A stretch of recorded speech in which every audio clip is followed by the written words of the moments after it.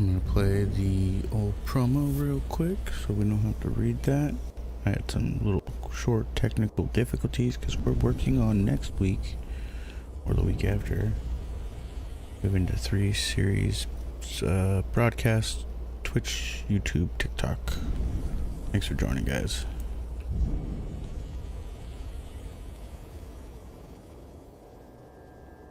Hello out there in the interweb land.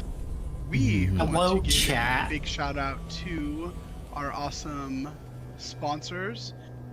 The first is the Grumpy Cookies for all of your fandom and D&D related needs or merch. Your one-stop shop for all things fandom, whether you're looking for the perfect Dungeons & Dragons gear, Doctor Who merch, or any other fandom apparel, they've got you covered. Check them out at www.thegrumpycookies.com for all your custom designs and anime clothing needs. And we checked them out last week. They've got a bunch of different anime stuff. They do have their own brand, Grumpy Cookie, self-promotion, of course, you know, but they got tons and tons of different apparel. And they're local, right?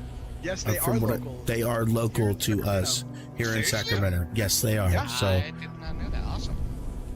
Yeah, and of course, a heartfelt thanks to Dscribe, DSCRYB, the ultimate source for immersive D&D sounds and music. Elevate your game with expertly crafted soundscapes, perfect for any adventuring party, and let them help you bring your world to life.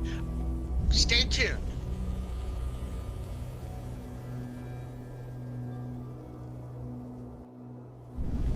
And don't forget to use Sands of Fate 20 to get 20% off at checkout.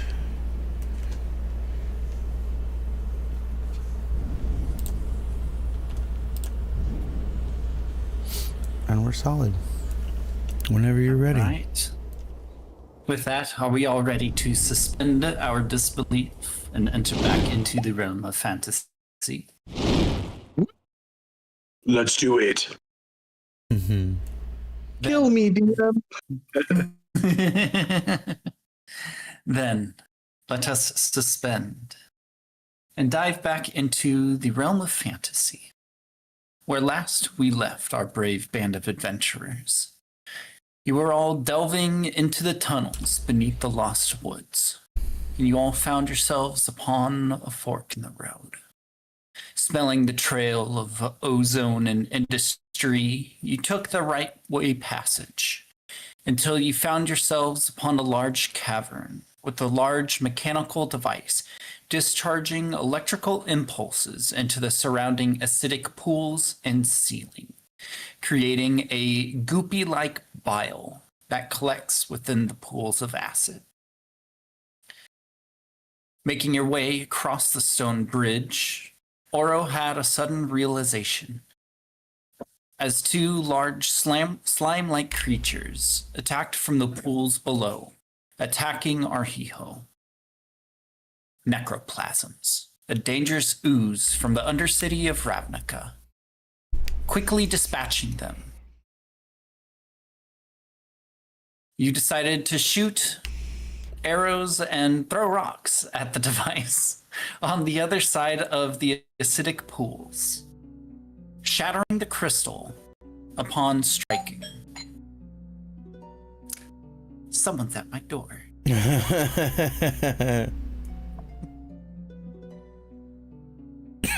Let me plunge you in here real quick. Quickly dispatching them and destroying the crystal, the machine overloaded and exploded. Black smoke of burning chemicals filled the cavern room, and you all pressed on to find yourselves at a large underground lake bed. Along the bottom, large clear pipes pumped a hot blue effervescent liquid further beyond the lake walls. Akari, deciding to travel along the waterbed, located a passageway to the other side of the wall, and with a quick peek and timing. Quick 30 seconds. Surely everyone can manage that. And on the other side, a team of mechanical soldiers giving commands to a group of hostage Lunalans. The same strange devices strapped to their backs as the one you rescued.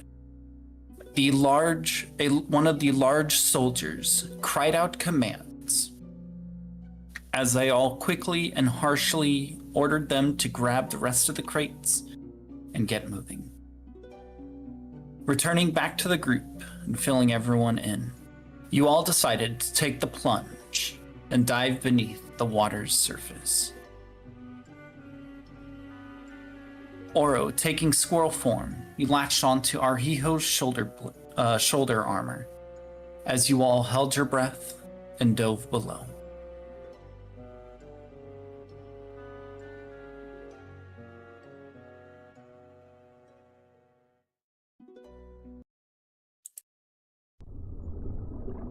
As you all take this plunge and swim down, Oro, a voice calls out to you.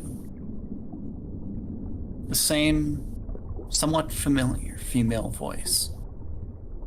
Orinarius, bring them.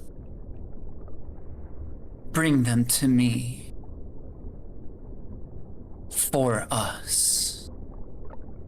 As the sound of a dripping water drop. Oro, you feel your senses flee from you.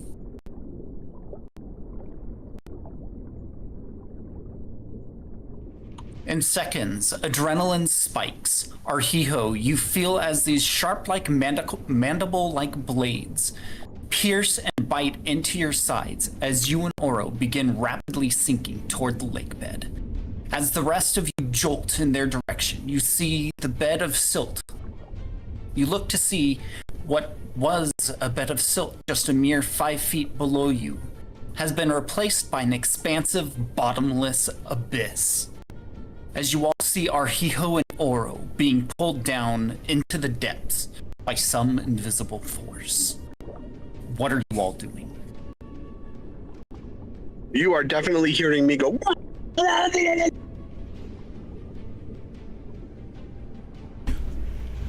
And Arhiho would definitely be struggling with everything he has to move upwards. He would be in a panic, one, sprouting his wings, two, using Mage Hand in any desperate effect to telekinetically shove myself back upwards, and a furious attempt to try and push me and Lucius or Oro up and away and out of this pit.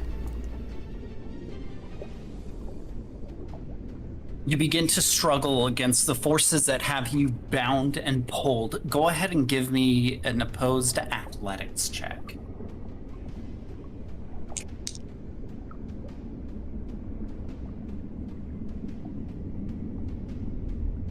I am holding on for dear life to Arhiho. I'm still on his back, and I have the rope still tied to my waist, attached to his armor. Oh shit! Man, I really need like a. With a 28, you struggle hard, Arhiho. You feel as whatever is got its grasp on you loosens ever so slightly as you feel the whatever is holding you around your waist. Its grip seems to lessen. My wings unfurl further and beat as hard as they can, struggling to push us outwards and away. Instead of moving directly against the current, I turn slightly to kind of go at it more at an angled expanse if I can, trying my hardest to continue to get us out and away towards safety. And I point and struggle to get across the message, because obviously I can't speak with him, but like we need to go that way. And then Orhijo's pointing out towards the edges, hoping that maybe something, anything that Lucius has, a grappling hook, a rope, a freaking misty step, I don't know, we need it that way. And he continues to struggle and hopefully get out and away from this. You're trying to send me a message? Oh, you're with me, aren't you? Yeah, I'm on your back.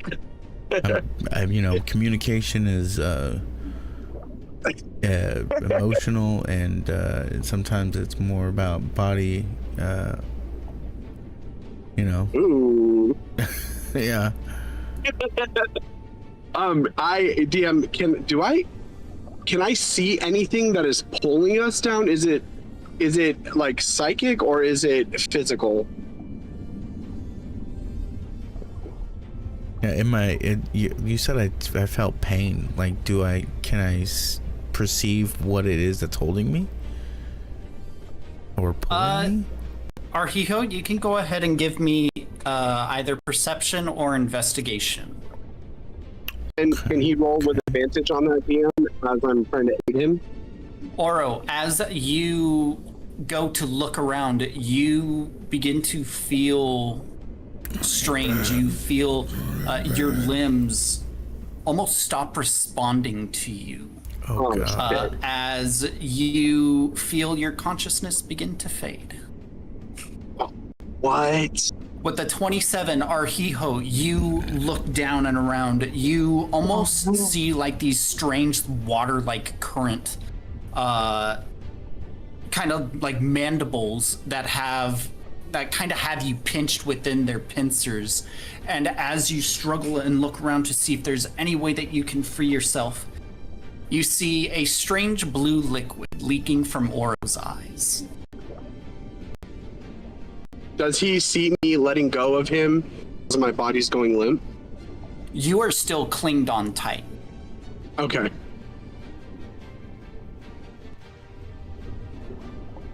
Cardi, Okay, go ahead. what are you all doing as Arhijo begins to sync with Oro?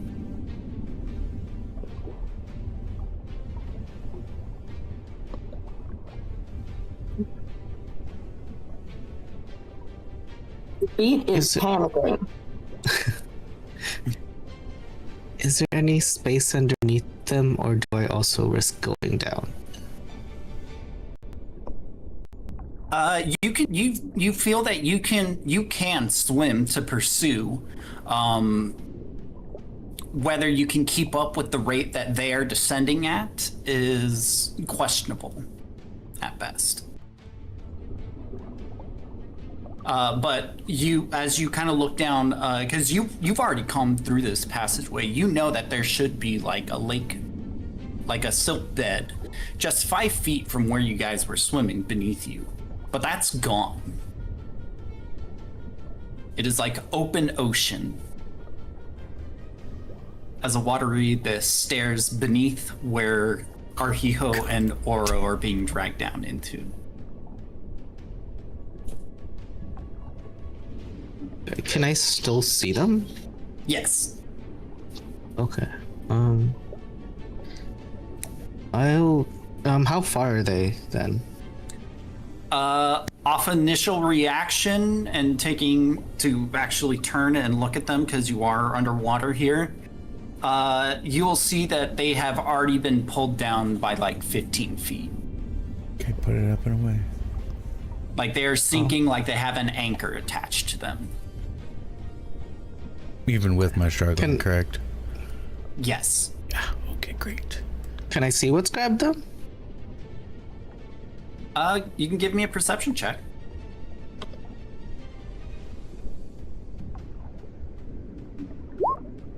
21? Oh, sorry. 21. I thought you said it in the first place, and I was giggling to myself. That's why I stopped. It didn't. It wasn't enough. No. It didn't feel real. Yeah, well, it was a subpar. It sounded good. It sounded good. Perfect. Unplug it. You're good to go for a little The while. 21. Yeah, you see around Arhiho's abdomen. You see where some blood has kind of spilled out, and it almost seems to be mixing in with this kind of unseen current that seems to have taken hold of him.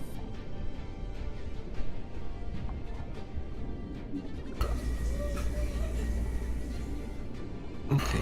So I do have a swim speed. I think I can catch up. So I can move like my full 35 down.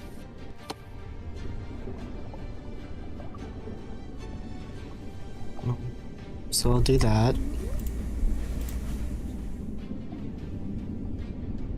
Okay. And how many do I have these? How many of these do I have?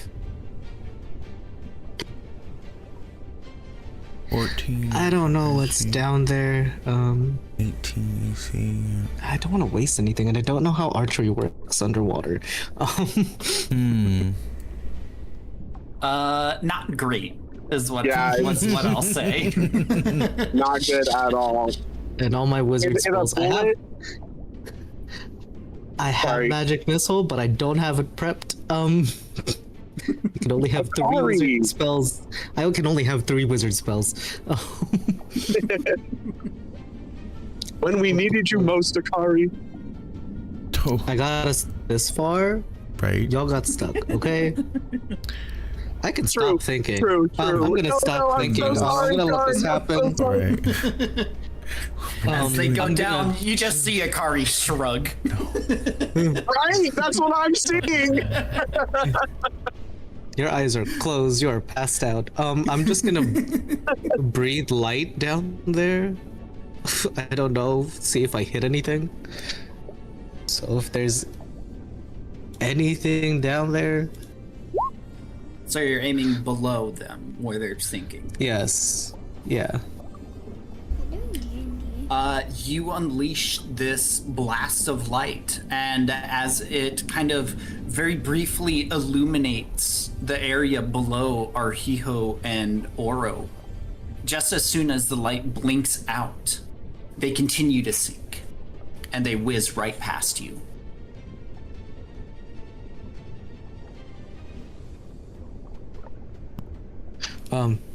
I mentally yell at the other two's heads. Ideas? Anything? That's to Didi and Beat, as I will swim down.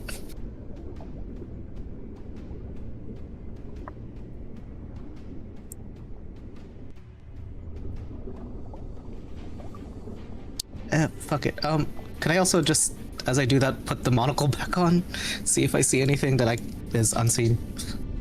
Sure. I'll do that. As you quickly bring out the monocle and activate it, the magic quickly taking over, you peer through the looking lens. Around Arhiho's abdomen, you see 2 almost semi-spectral, pale white mandibles that firmly have Arhiho in their blade-like grip. As you look down past the blades of the mandibles to where you would expect to see some sort of creature, it just disappears and turns into some form of bodiless specter. Oh, great. Creepy. Okay.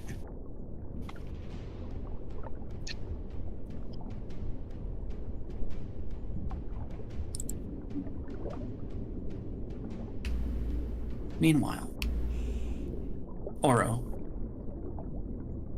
shortly after your vision goes black, you feel your consciousness slowly begin to return to your body.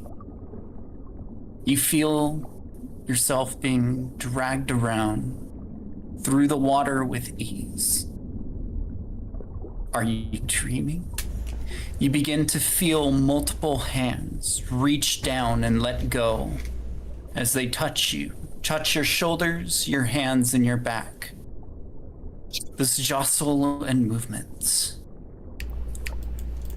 Dancing?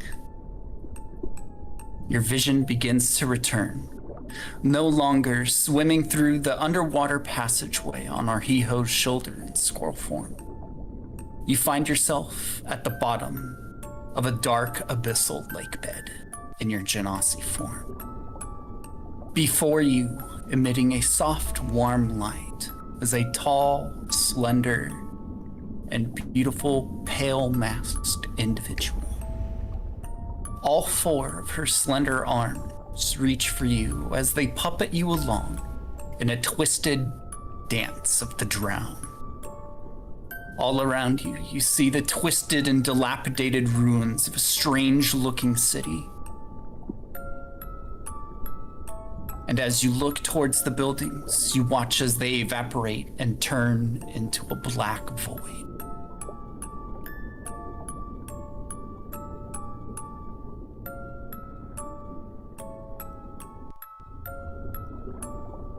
Can I speak to her?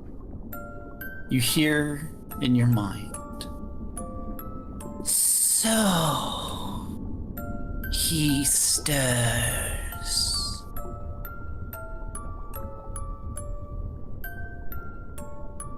Am I able to breathe in this moment?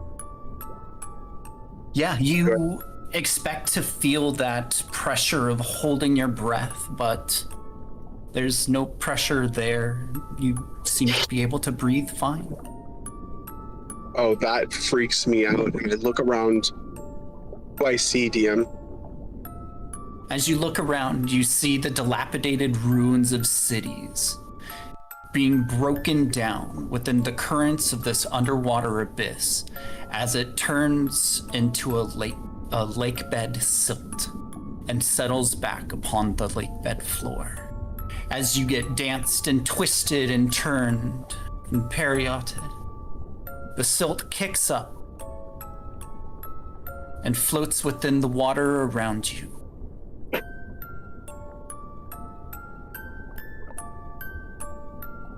Who are you? Who? What do you want? Oronarius. Poor Oronarius. So, Do you know my name? well, because you rescued me. If it weren't for you, I wouldn't have never gotten free. Learn this language, as you call it. You have my utmost gratitude.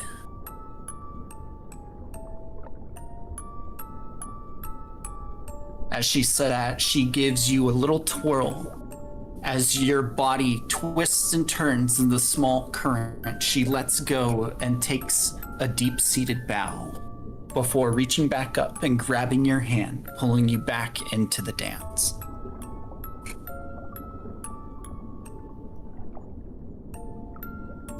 There's like a grunt as I get whisked back in. When did I rescue you? Let me go, please. My friends, they need me. Oh, shh. It's okay. It's okay.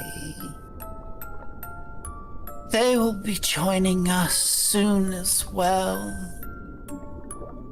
You'll never be lonely again. Oh, that's I promise you that.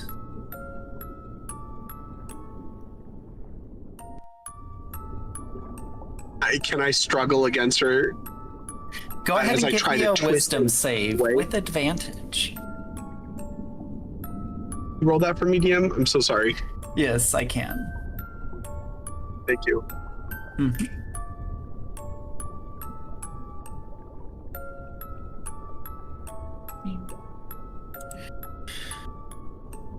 Okay, this is wisdom save with advantage.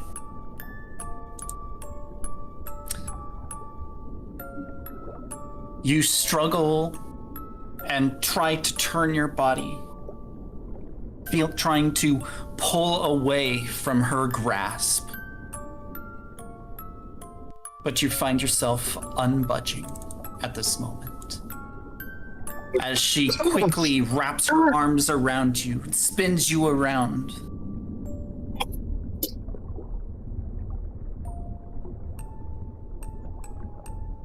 Don't you want to have your friends with you?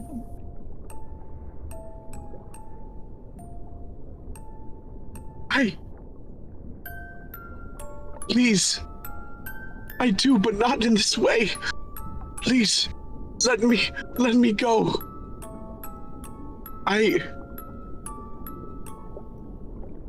If you let me go so that I can save my friends, then you can have me back. Just please, I don't want them to become what this is. Let them go and you can have me. Let them go. But then you would be sad. All alone, trapped down here forever.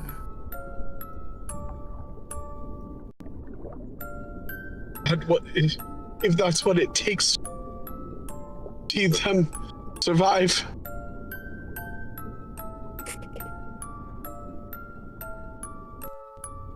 I can't do that. I'm so sorry, dear Oro. I couldn't bear to see you hurt. Couldn't bear to see you sad.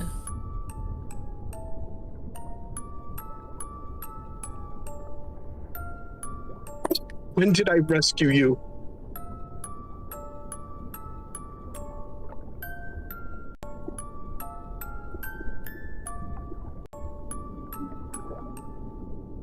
It was cold. Oh, so very cold. Atop the frozen peaks.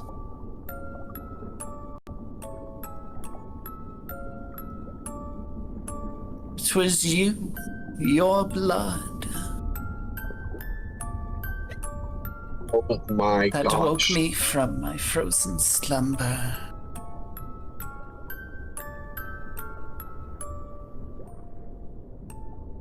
Oh my gosh.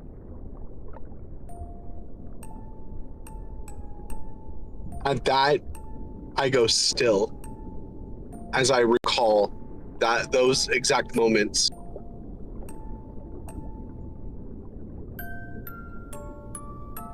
No. There's a look of intense confusion as I'm trying to wrap my mind around that. It can't be.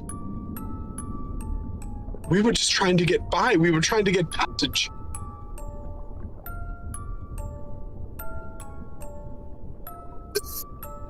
Intent or not, you are my savior. As she kind of lifts you up over her head and twirls you around gently before drifting you back down to the lake bed bottom.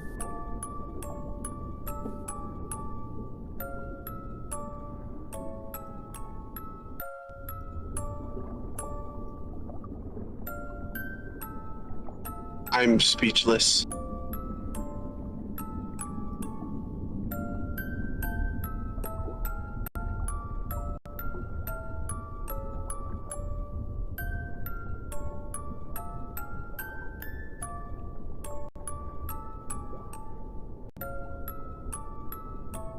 You have me. Unfortunately, it seems I have bound myself to you. There must be a way that you can return me at least for a small amount of time so that my friends do not suffer. You said you do not wish to see me sad. And yet here you have taken me away from the very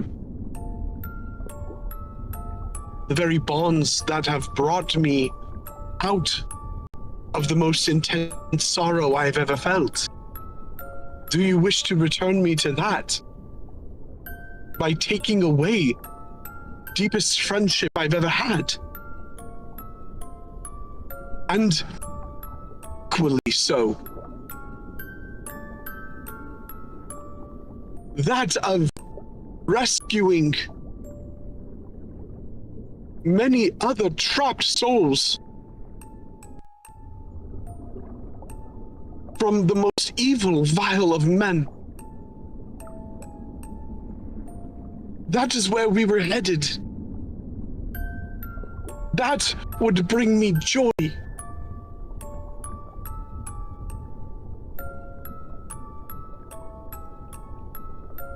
My former teacher framed me for the death of the highest guild archmages. And finally, I was going to gain some recompense for that. I beseech you, return me, and I will come back and protect you, do whatever it is that you wish. It's okay, Orinarius. I know you're scared. As the dance kind of slows, she pulls you into a bit of an embrace, all four of her arms reaching along your back and pulling you close to her large, cold, spindly body.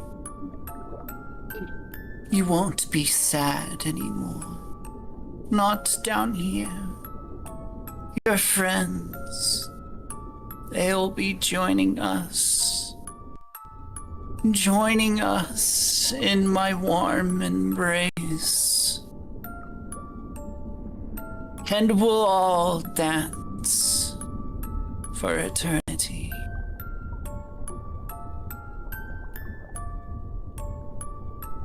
Give me another wisdom save, Oro. Can you roll that for me? Yeah. Thanks.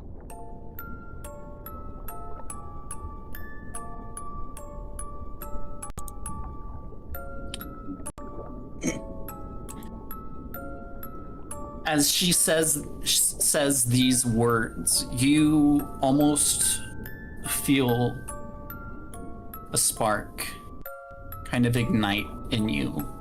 You feel for just a brief moment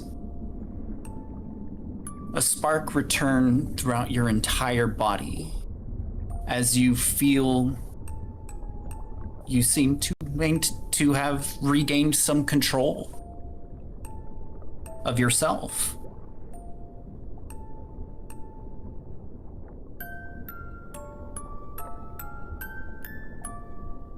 Do you continue in her dance? Oh no, I try to break free, absolutely. I'm going to, the moment that I feel that spark return, I'm going to try to push myself out of her embrace. And can I firebolt her? Sure. As she goes to move you into another dance position, you feel that sensation return as you push away and you well up in your hand a firebolt, and you go to let it loose. You watch as the water surrounding your palms begin to almost come to an instant boil as the flame shoots out and gets doused before reaching her. Ah! Fuck! Did I break free from her grip at all? Yes, you did. Okay, I'm gonna immediately I'm gonna turn my body in the water, and I'm going to try to push and kick her and push myself off of her body away from her and try to swim upwards, which is the only kind of like direction that I would assume is the right way. You do so, and you kick off her with all of your might as you feel yourself propel upwards as you begin to swim with all of your might. And I'm going to say, I hate the water, I hate the water, I hate the water. As you swim in that panic of, is she going to chase me, takes hold and never comes to fruition. As you swim, you glance down for just a brief moment, and you watch and you see as she has continued to dance by herself, and you hear in your mind once more, "You reject me, but why? I only want to see you happy." As her voice begins to downpitch. Oh.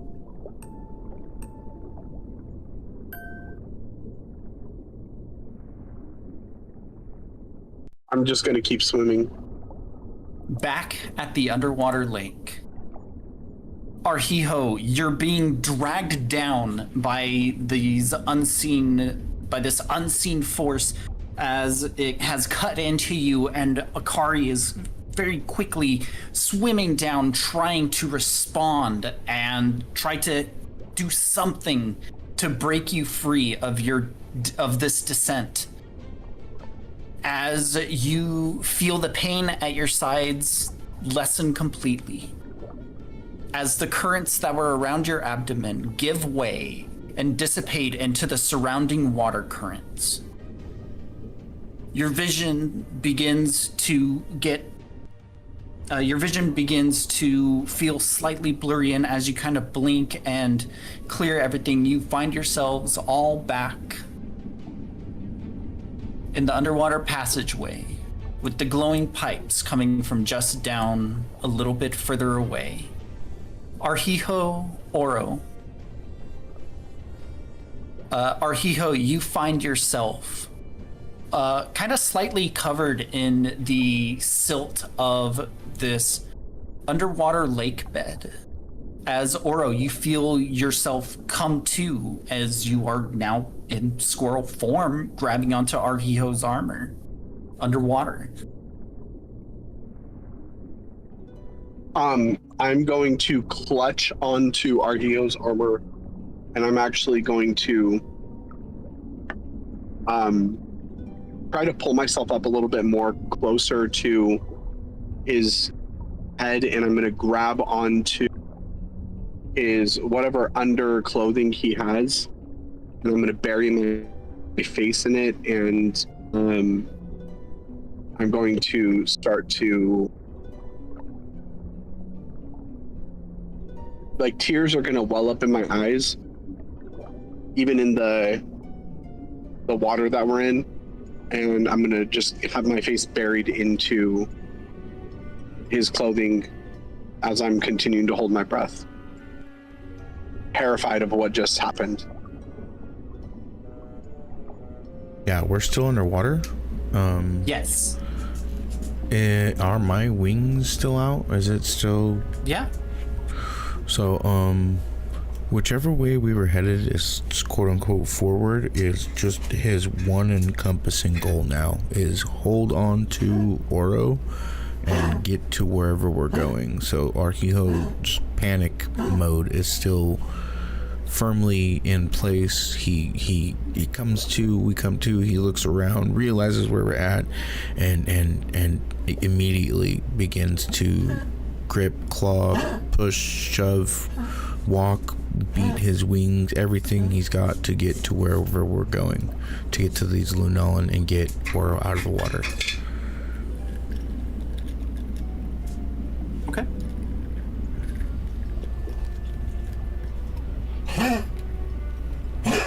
What are the rest of you? As Arhiho goes kicking off towards the other side.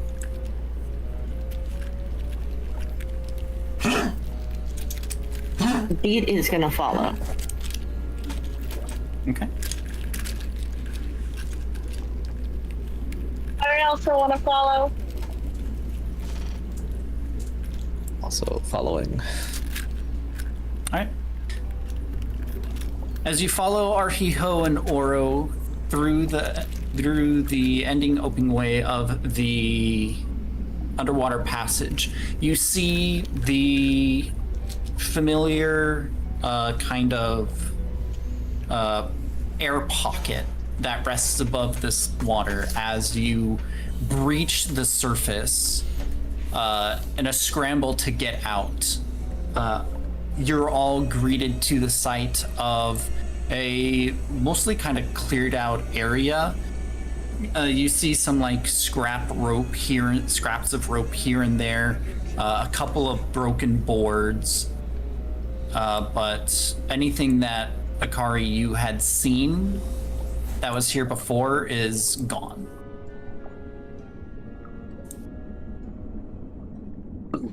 Wait, so do we all see that it's gone? Well, so only Akari would know that there's something here that is missing now. Oh, I thought he had told us last time all of the stuff. Oh, well, like, well I guess yeah. yeah, that's fair. You could definitely intuit that. We should. Well, he made it seem like there was going to be something here, but clearly somebody was a little bit hallucinating. No, I timed it correctly so we don't get caught, and Oro doesn't get near the devices that could activate and burn all the Lunolans. I'm gasping for air now. You're above. Yeah, you're above now. So I thought you said there were robots. They were about to leave when I came back.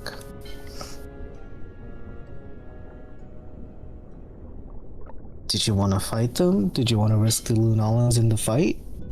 I timed it so we would be safely up here. Good.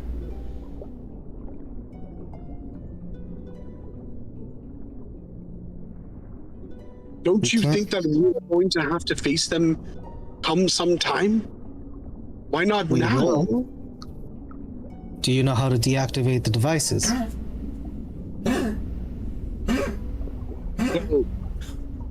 Only a little. You're right. I'm sorry, Akari. I just I'm shaken up. And I'm taking my fear out on you. I apologize. This has me fucked up. What did you see? How do you know I saw something? You were knocked out. I saw a tentacle with blades on it grabbing Arhiho. You watch as, even in my squirrel form, I wipe my eyes and I turn away from you.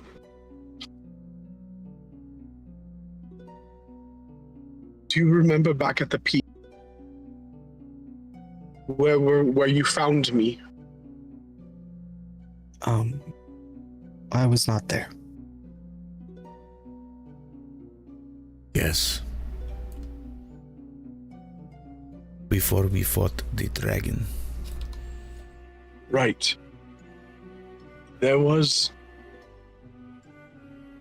Do you remember when I put my blood on the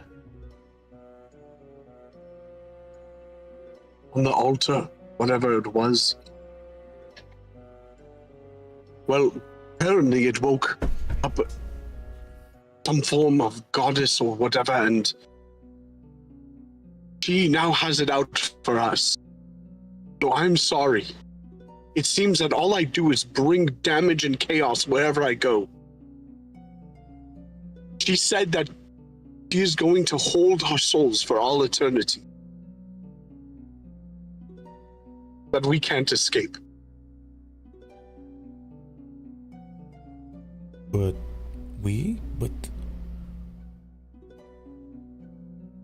He only took you. Oh yes, it seems I am to be a harbinger. A messenger.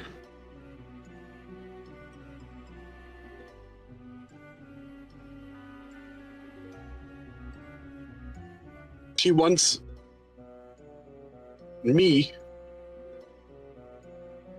and by association, each of you.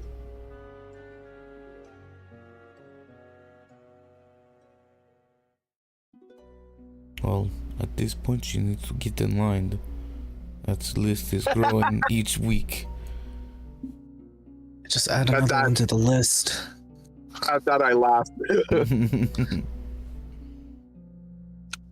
Suppose so. I'm sorry. I really am. If you wish for me to leave, I would understand. No. Again. Here we go again. Giving up so quickly. Look, Akari, I love you guys. That doesn't come easy. And if it means that I sacrifice myself for the better of the group, then I would do so. I can't. What would you have us do, Oro? Where would we go? What would we do? Turn away? Yes?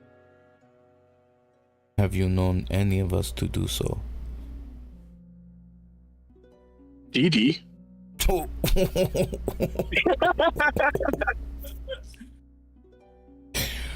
Ooh, shit. That was evil, man. That was so evil.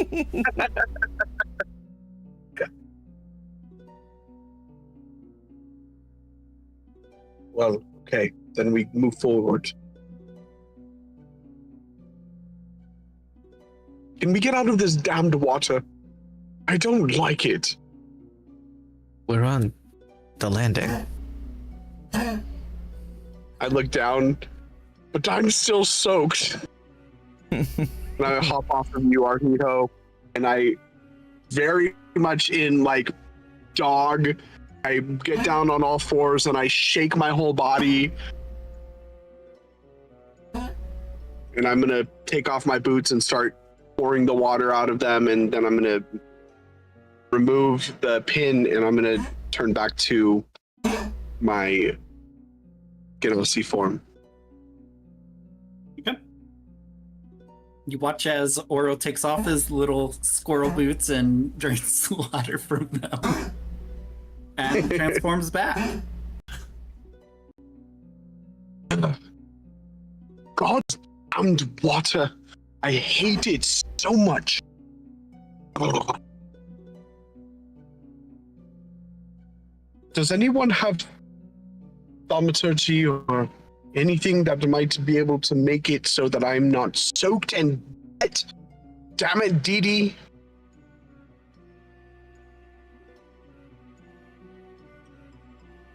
I mean, what happens when he transforms in and out of squirrel form?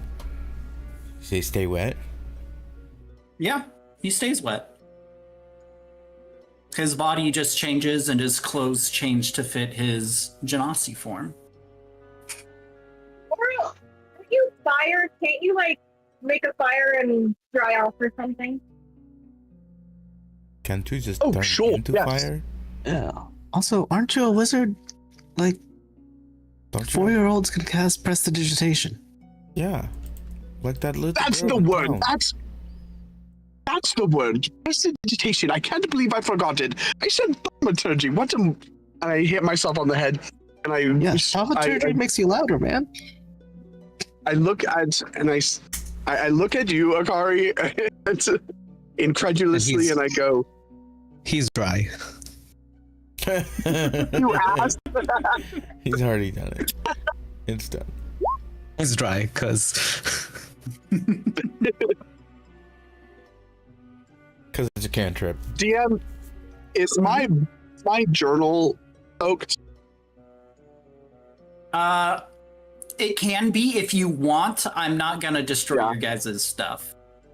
I appreciate that, but yes, I pull it out my bag, and you watch as I look in my bag, and I look at each of you, and my bag is dripping water, and then I dump my bag over, holding the opening like cinched a little bit so nothing falls out, and there's just this stream of water pouring out, and then I pull out my spell book, and I just hold it up, and it's dripping water, and I look at you, Akari, dry, and I just sit down on the ground, defeated.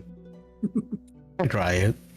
As you pour don't the dry water you. out, as you pour the I pull out my as the water pours out. I pull out my water flask and grab some of that real quick. I can't let it go to waste. You shake your Oh bag out, my a God. fish drops into the pool of water you made. Akari, did you say you dry me?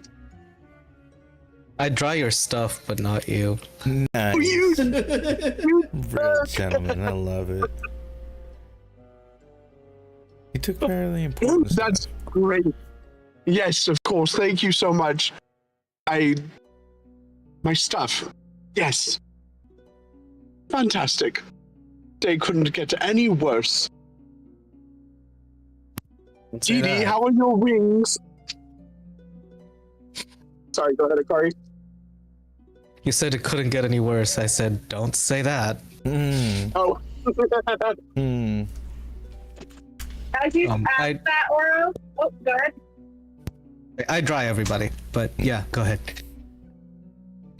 Before you do that, I'm using my robe and I'm just wiping myself down. And I look defeated and tired.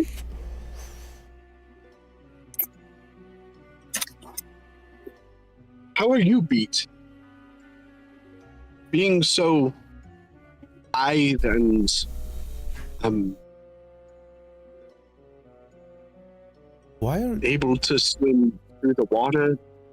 Pete was just fine. You were the one with green or blue ooze just coming out of your face and just had some sort of almost dying experience. Was that just me that saw that? I mean, are we going to gloss over that? Then now we're magically here. I mean, I get it. We've gone through some things in this lifetime. I'm certain at this point that the gods just choose to torture me, but that is irrelevant. It's Yeah, how are you Pete- doing? In front of him in defense, he's like, "No, I saw that too. That was really weird." Yeah, But he's like, you. "I'm fine." Pete, you swam fine, yes. And Akari sounds like, but me, I'm taken down with him, of course. What was that, Mr. Science Man? I don't know. I told you, I don't know. It is at one moment I was there trying to fight it off as well, and the next my vision blurred and then I just faded to black, and my whole body went numb, and then I woke up in this whirlwind torrent of a dance with this four-armed goddess creature. I don't even know what kind. And she was... You think you awakened her when you gave your blood and the... She told me I did. She told me. She said I rescued her. And for that I am to be rewarded by dancing with her for eternity, and all of you are included. It's a fucking party that we are invited to and we didn't want to go to. You ever been to one of those? Man, that Yes. sounds like a Yes, really I have. freaky We dream you have. had. Are we not here now?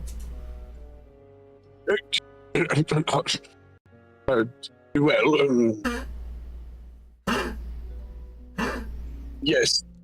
You're so dead set on this is such a bad thing. We are here. Maybe the party is good. Maybe We are going to dance with her for eternity. yeah, That- no, that that is what doesn't she sound great. No, I have other things I would like to do for the eternity. Right.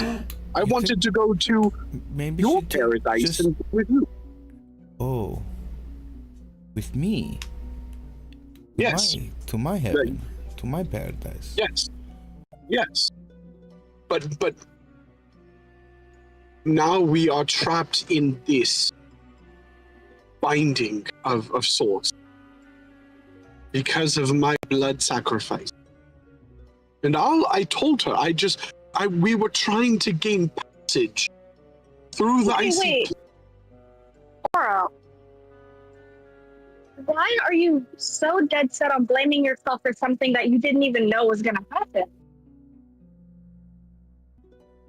Dee Dee, the grown-ups are talking. So anyway, Hey, you don't sound very grown up when all of this sounds like a very big pity party. Why blame yourself? It doesn't make any sense. Look at the solution, not the problem. I stand up and I'm putting my boots on as you say that. And I fluff out my robes, thankful that I'm dry now. And I come over to you and I pat you on the head, Dee Dee. And I say, you know, for such a kid, you sound very wise today. You're right. Thank you, Dee Dee. I'm just going to pat your hand back.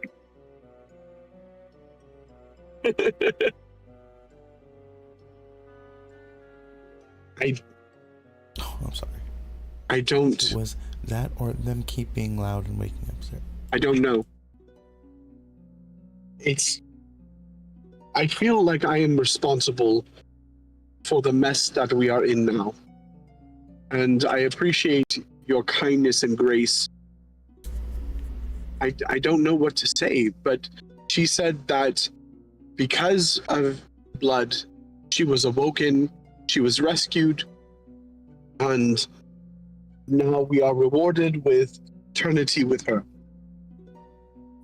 And she doesn't want me to be sad, and she knows that all of you will be the ones to make me happy. And I even, sir, I said, please, let them go, and you can have me. And instead she said no, and she would not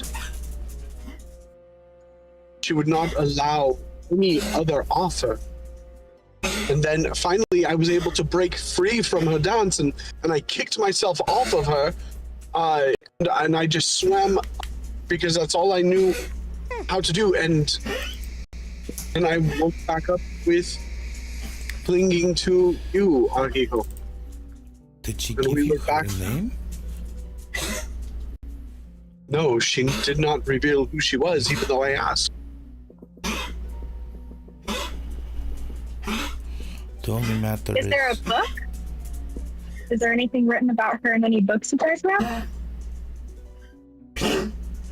She was a four-armed creature. DM, what were the other descriptors? It is a pale white creature with 4 spindly thin arms. Has an elongated thorax similar to some species of insects, and long flowing pale white hair. And what are her On legs? her, I'm sorry? What are her legs? Her legs are also very insect in nature, very thin and spindly. So I'm gonna explain. So what I can remember. Oh, I'm sorry. I think you were saying more. Did I cut you off, DM? I'm so sorry for that. Sorry, you're good. I just had a little bit more. And then on her head was a thin white mask with 2 large hollow eyes.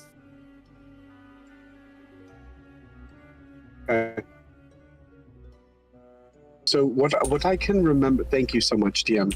Yeah. Beautiful. what I can remember is she had this mask of some sort. Hollow eyes. The mask itself was very thin, almost fragile, but it seemed sturdy enough, and this long flowing white hair that kind of drifted in the torrent, the water we were in, and it was strange because I could breathe underwater, and she had 4 arms that were very insect-like, spindly, very thin, but incredibly strong, and she just held me in this locked embrace as she twisted and turned in this dance, and then she had this. As I was able to look around, like her body was very thin, and then it melded into this insect-like thorax with insect-like legs. She almost looked like a human spider hybrid of some sort. Does that ring any bells? I look over at Dee Dee, our resident insect lady.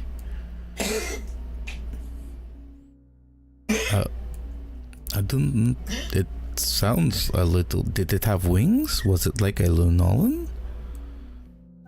DM, would I know anything about this creature or no? Check your DMs. Okay, hold on. Where did you whisper? Oh, there it is. It just. Oh no! What? There's something there? What? Okay, hold on. Give me a sec. Sorry, y'all, for any background noise. FYI, I am at work right now.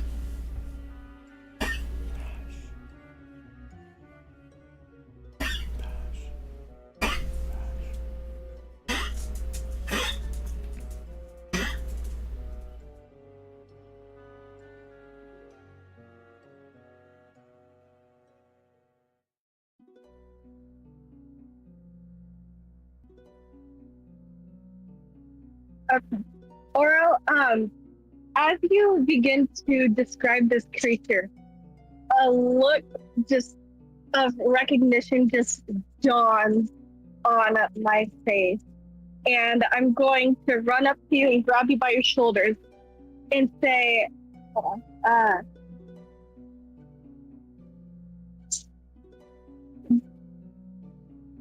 you saw her? You saw her? I believe my mother called her. She was a goddess, the weeping. Oh, you might want to stay out of water for a little bit.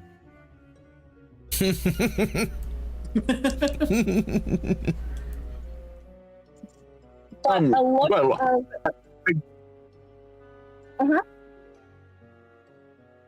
Go ahead, Dee Dee. A look of like almost horror and excitement is on my face as I remember all the stories that my mom would tell me.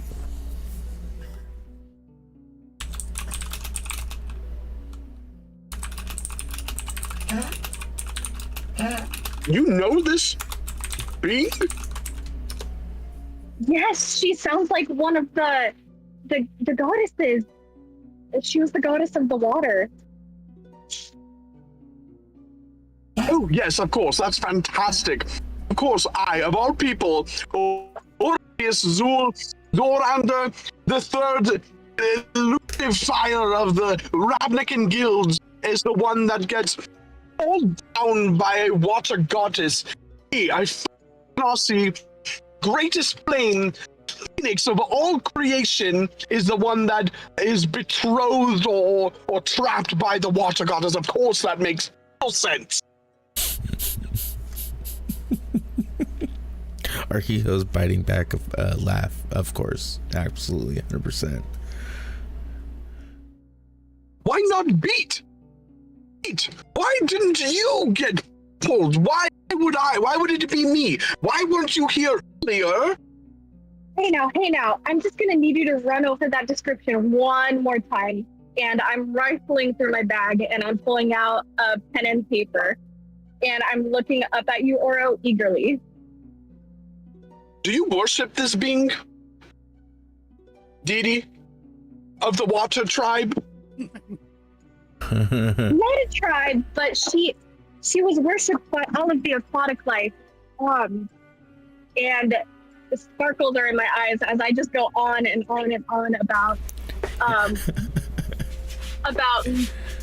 my excitement of you getting to meet her. And I am just rambling. She's fangirling and she's just super jealous that it chose you. Yeah.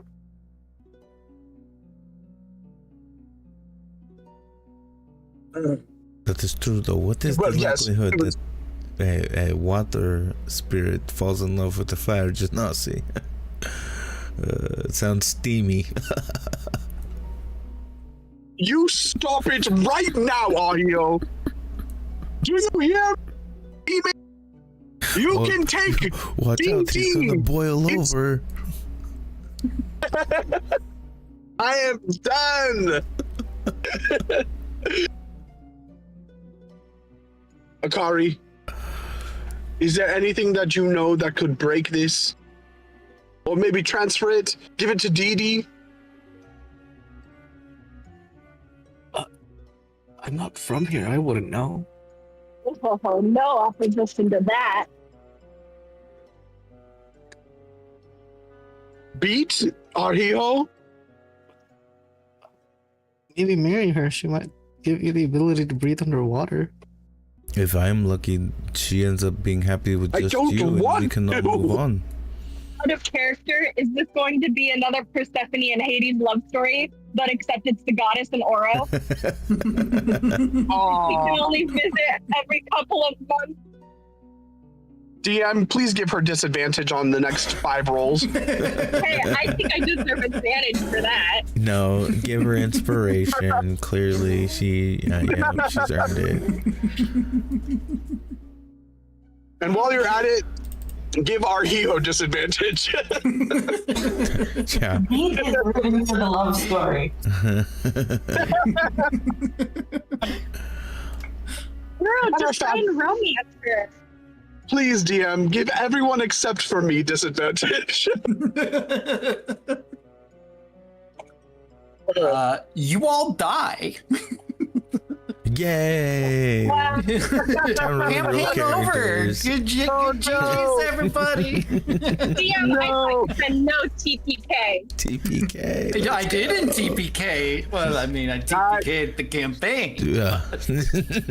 I'm kidding. That is freaking hilarious. Listen. I'm still afforded a wish spell somewhere out there, you goddamn thief, motherfucker. It's in the contract. Listen back the tapes. You'll know what you got. Oh, gosh dang it. That's amazing.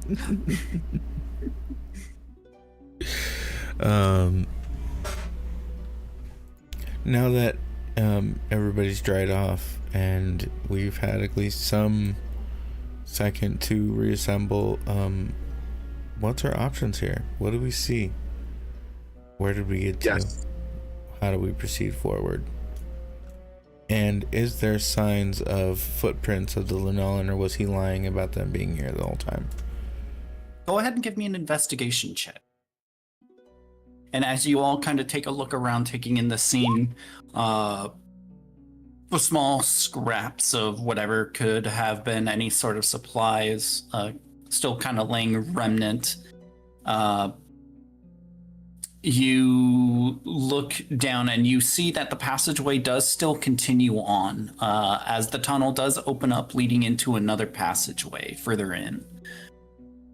With an 18, as you kind of take a look around, you kind of come around one of the corners, and as you kind of get to the edge of the stonework that has been laid here, you see like these strange scorch marks kind of along the ground that kind of expand from not entirely but mostly across the pathway. So as just like an example, why is that not drawing?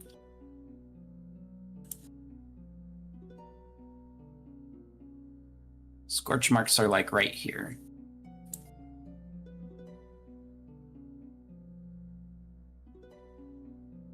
Okay.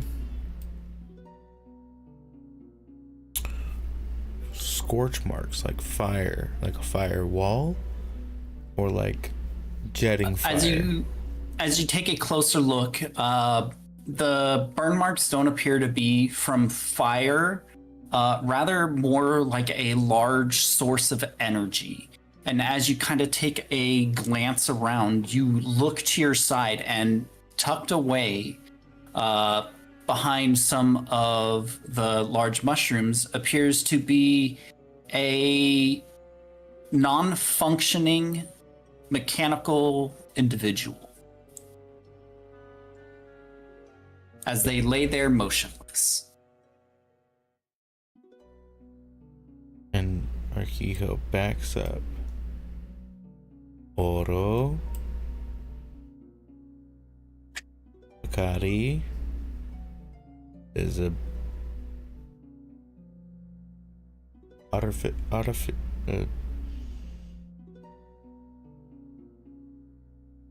machine man. Yeah, machine man over there.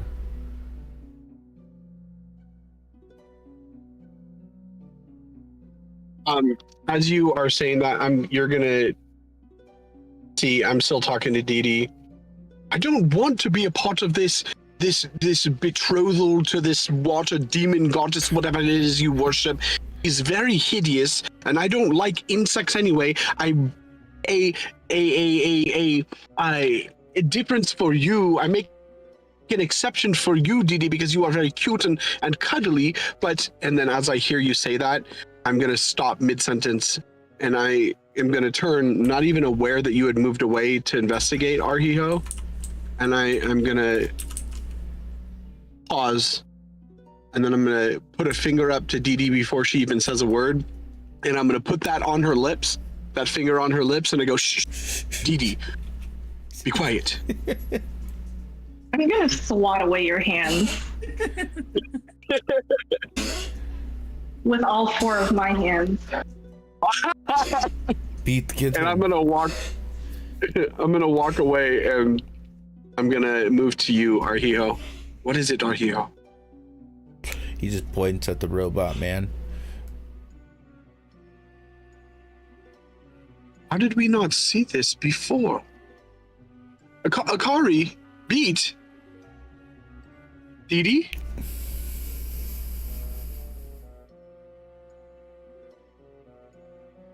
I don't remember. Akari, is this what you saw? Can I go over and investigate? Yeah.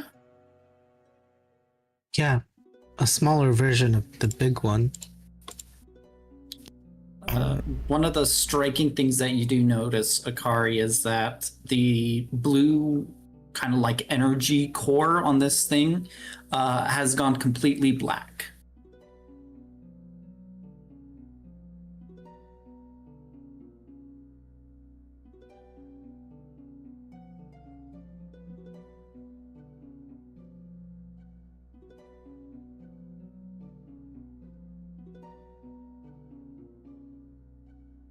I don't remember how I took so much damage last round, but I'm definitely gonna heal while we're sitting here, just in case this goes sideways and he decides to get up and attack. So I'm gonna use another fervor charge real quick and heal myself. Okay. And you took the damage from Oro's new girlfriend, more or less. Oh yeah. Yeah, getting dragged down under and getting almost murdered. Okay, great. And that Seeing the blue. That didn't get undone, did it? That was still very real. I still had. That was still very real. Gotcha. Cool. Okay. Seeing the blue. This one has the blue gem, right, DM? No. Any blue. There is 0 blue on this mechanical soldier. What does it look like? As you kind of take a look at it, it appears to have like gilded armor on its shoulders, chest, and body. At its core, almost like a swirling nexus. But all of the tubing and the machinery that you have kind of known Bizathuth for is not present. If you'd like, you can give me either an intelligence check or you can give me an arcana.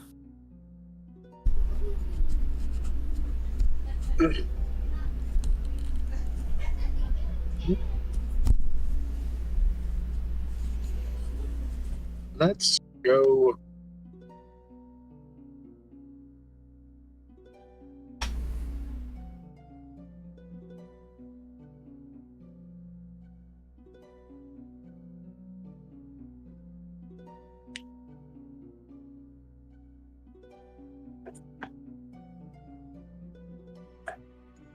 Ian, would you be able to roll that for me? Yes, what would you like? Arcana. Okay.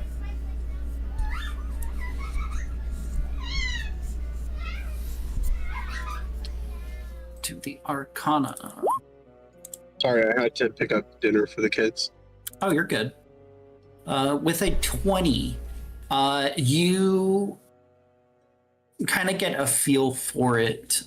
You kind of determine that this creature is completely mechanical, and whatever energy source has been powering it seems to have been completely depleted. You also kind of take a look over at the scorch marks and you get very strong senses of teleportation. The Azorius Gesticos, the tall constructs that it sounds like you saw earlier, Kari, they are essentially the legal designation of assassins. They're classified not really as killers, but as executors of criminal sanction. They eliminate threats to the guild sovereignty under statutes so deeply buried in Azorius law that challenging the order would take longer than the target's natural lifespan. But this is not what you saw earlier, is it? This is... I've only heard of these as rumors. This looks to be more akin to the Demir Echoes. Nobody has ever confirmed that they exist. They're rumored to be constructed from shape-shifting metals, like mercury-like alloys with psychic enchantment, capable of assuming the appearance of any humanoid. They are assassins. They are the true assassins. If this is what I think it is, and I pray to the gods that it's not, if Bizathuth has contracted with the Demir, I don't know if we would be able to take him.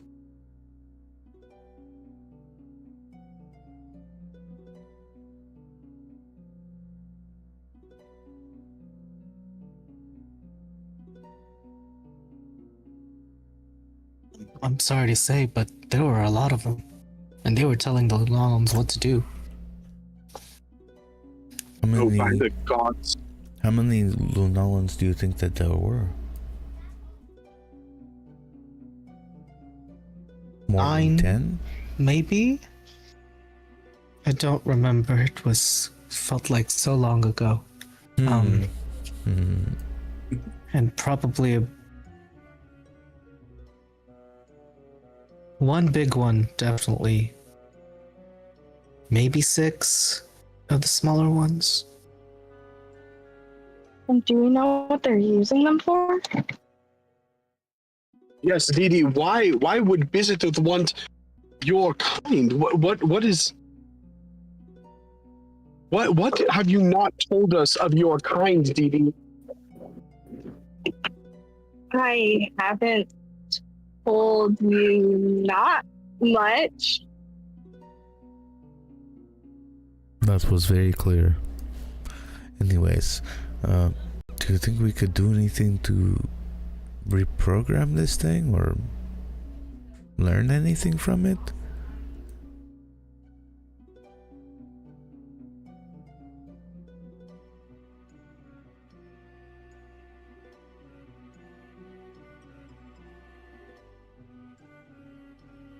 Anybody? To take the orb, but I'm not smart enough to reverse engineer this thing. DM, Yes. with what I know of the mechs within the Ravnican halls, would I know how to like reverse engineer anything from them?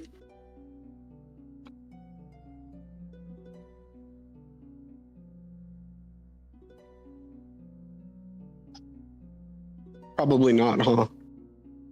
Yeah, probably not, because like as you kind of get closer and reevaluate this unresponsive machine, you kind of bring your hands over it, and while they're very similar in design, they are No, thank you. not exactly what you'd expect, as you do see that they have been marked with Bizitooth's guild seal, and that you can see a small like almost like a little model number on them, designating them as T-1001s. Thank you.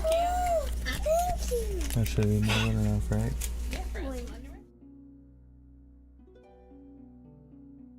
Unfortunately, this is well beyond my capabilities. I know, especially this kind.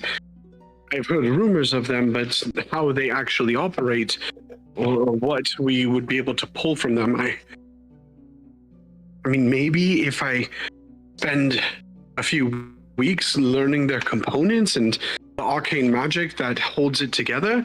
Like I said, this alloy is something beyond anything that I've ever seen. So we don't have time for all of that. I grab an arm and start pulling.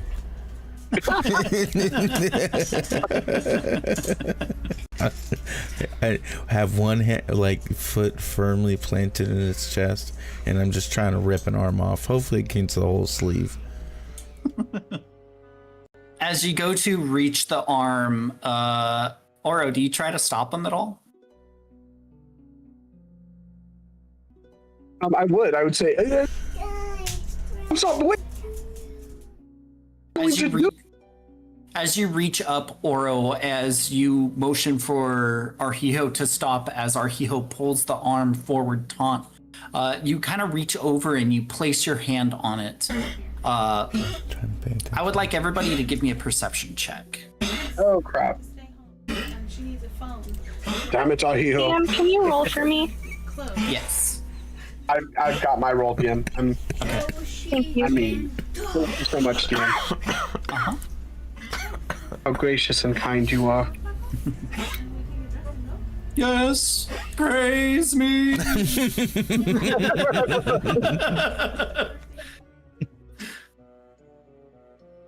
All How right. gracious and wonderful DM. As you reach out and you place your hand on the creature, you all kind of see on Oro's hand some of the blue liquid that he had wiped away from his eyes after getting out of the water still remained intact. And you watch as the fluid on his hand begins to glow brightly as you see this machine seem to almost respond in kind. as it jostles slightly, and you see some of the core start to flash slightly.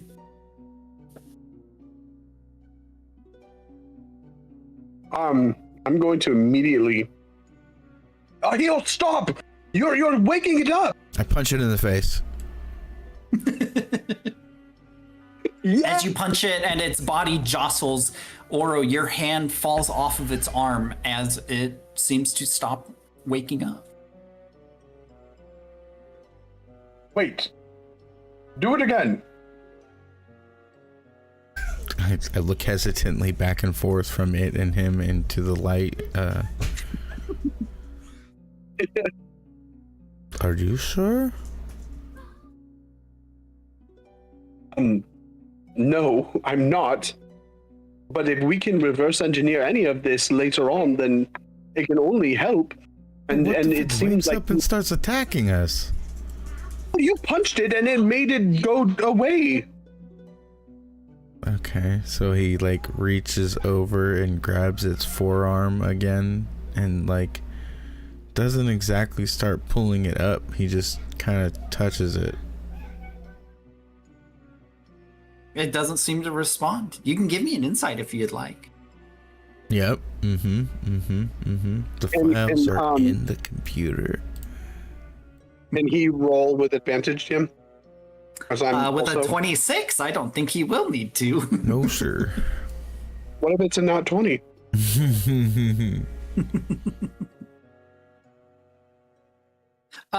With your...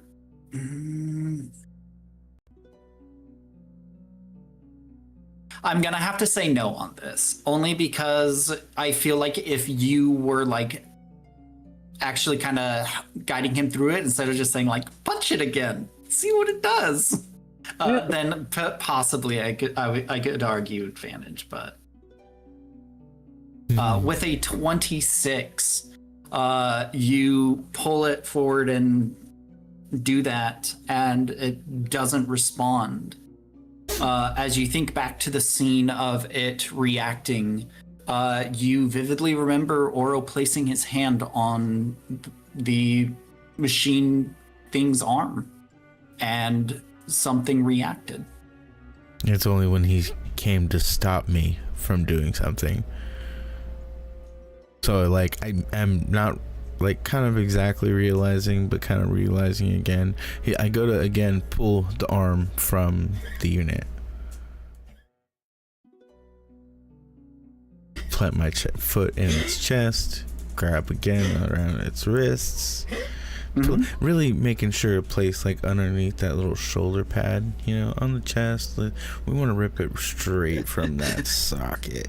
Go ahead and give me give me an athletics. What are you doing, Oro? Nothing? I hesitate too. I hesitate I'm watching for you. A second. Is anyone else doing anything? I look back and forth. Sakari, Didi? I ready a Mouse Minute Meteors. I ready Mouse Minute Meteors, and then I step back and I nod to Arhijo. Okay. Ready an arrow. You all Nobody's- prepare for the worst. Oh as God. Arhijo plants his foot and starts pulling. At first, it doesn't seem to budge as Arhijo, you kind of grunt and readjust your grip and pull once more. And with good footing, a well-placed boot, and a bit of a yank and twist, you feel as something gives way in this thing's arm, and you all watch as this thing's arm gets ripped clean of its body as scraps of metal, wire, and other bits fall down onto the floor. As Arhiho, you now hold the arm of this machine. One, two. Hell yeah, dude. Hell yeah. Desk. I flip it Well around done. by the shoulder, and I start like kind of swinging it around a little bit, There you go. pointed at Oro.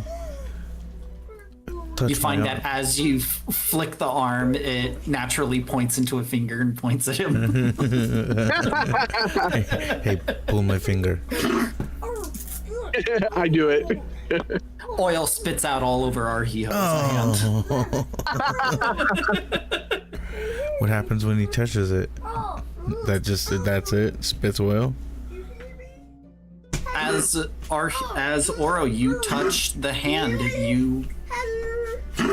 Anyone with a keen eye, Oro, you with a natural 20 would notice that the blue fluid on your hand is lighting up as the arm almost kind of jolts a little as it spews the oil out all over Arhiho.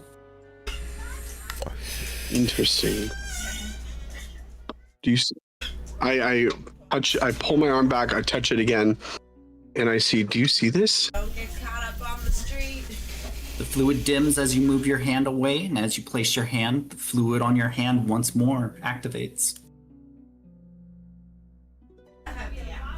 So I look down at the machine and at in particular, the core.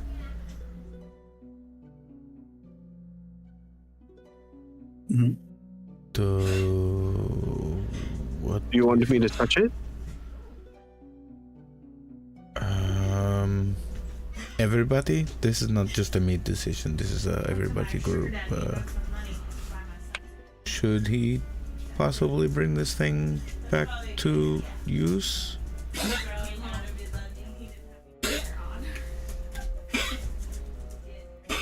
Everybody. Do you want me to touch the butt? Prepare. I mean, as long as there's no way for anything to like track us from it, or it doesn't come alive by itself, it should be okay. I mean, it seems like if he's touching it, it comes to life, and if he's not touching it, it falls down. So, if anything, just prepare yourself to remove Oro from the situation with any means necessary. Well, that's not even Wonderful idea. the amount. Akari beat?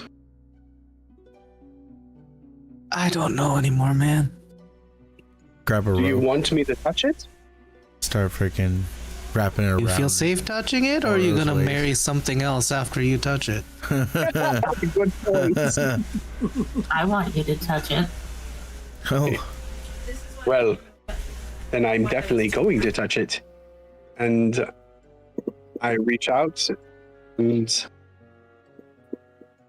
I touch it. As you touch it, I would I like caress it a little bit. you caress its iron ab core.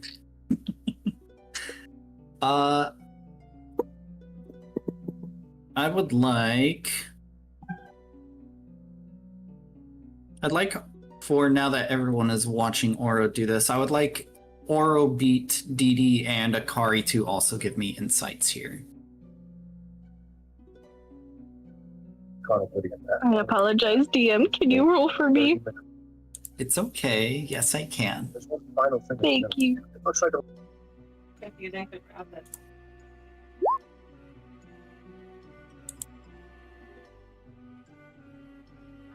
Okay. Beat with a 16.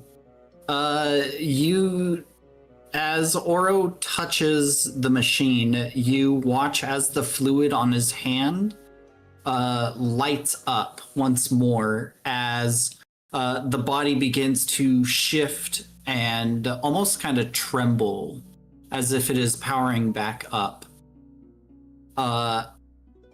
You kind of deduce that whatever this fluid is that is on Oro's hand is chart is like providing power somehow to this machine.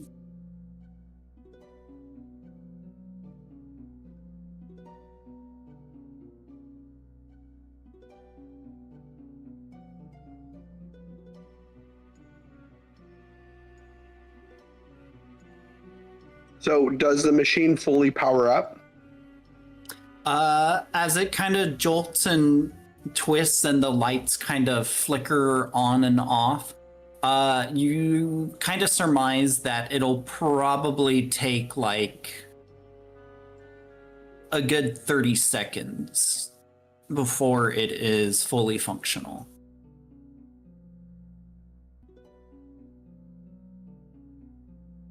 Much like a stubborn car motor that refuses to turn over.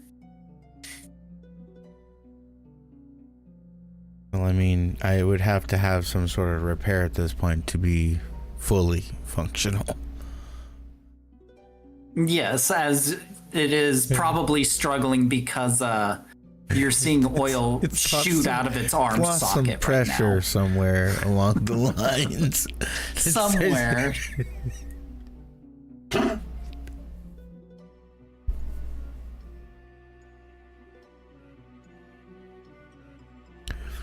Do it. What's the worst that could happen? We have to try and kill it again? Do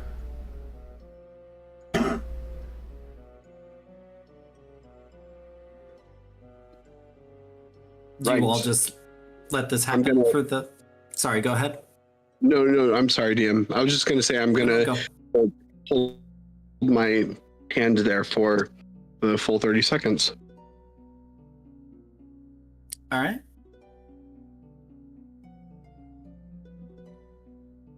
As you hold your hand there, you watch as the lights flicker on and off. They slowly start to blink faster and faster.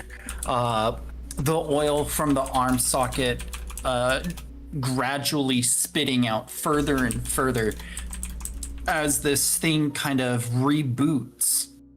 And as the lights flicker to a full start, you watch as the body stops convulsing and the head turns, and you feel as it stares directly at you, Oro, as its one working arm reaches out and grips you around the neck. I need you to give me an opposed athletics check. Oh, God.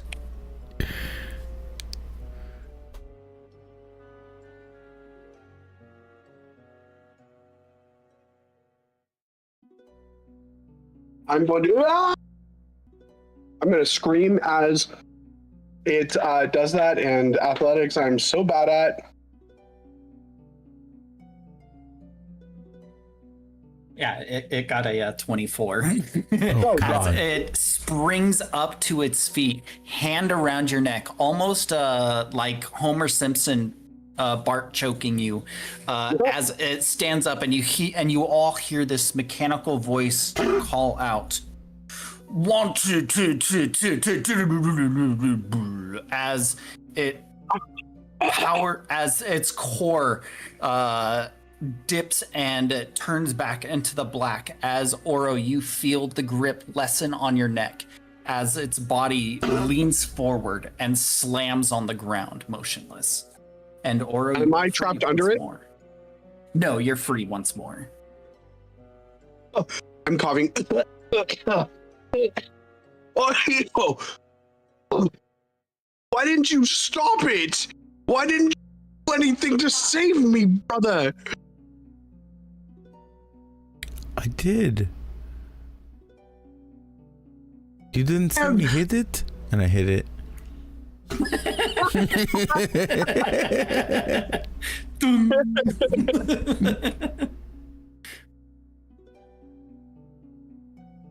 No, I didn't see anything. Am I bruising? I pull my rope down. Oh, God.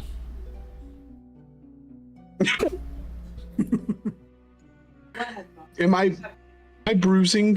You checks your collarbone and neck. Are you bruising Oro? It's up to you. Yes, I am.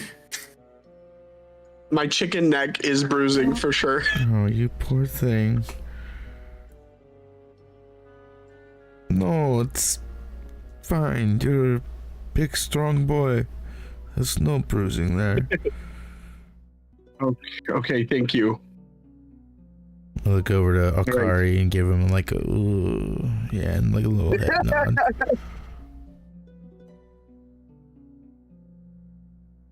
Well, thank you for trying to save me. It was a very, very.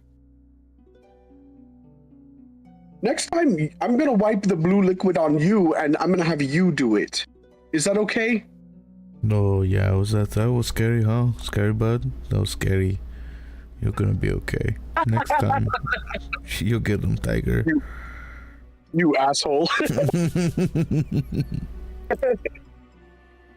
Oro, you glance down at your hand where the blue fluid was at, and it now appears to have kind of turned into this dull, pale bluish color, as it seems very dry and kind of flakes off of your skin.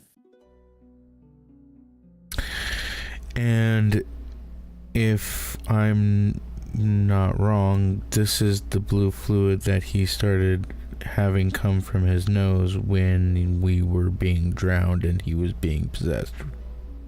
Correct. That's fantastic. I have blue snot. Thank you, DM. You're welcome. The essence that you leak powers the robot?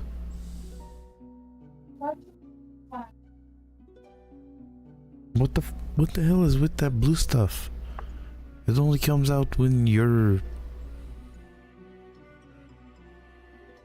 in danger, being attacked, scared. Do you know anything of this goo? And he wipes it off of Oro and like holds it up to him.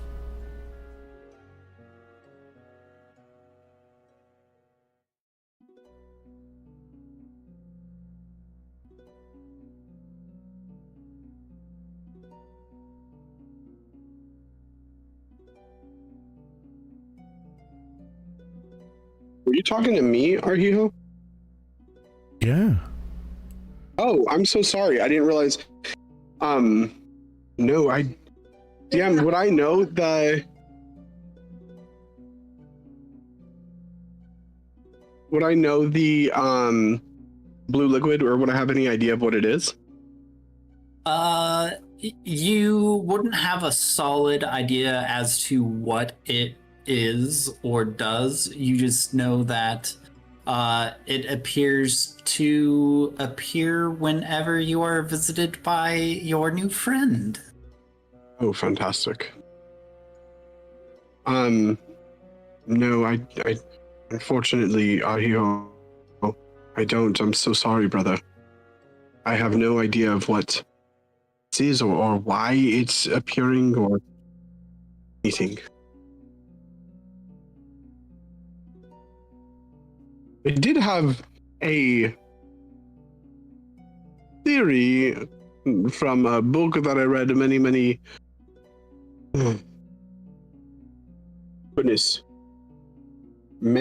moons ago. Oh goodness, what is the book?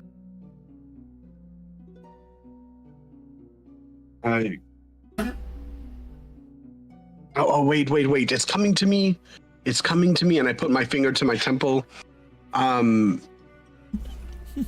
think, yes. I put the arm in my back. Ghost Shastas. Ghost Shastas, yes.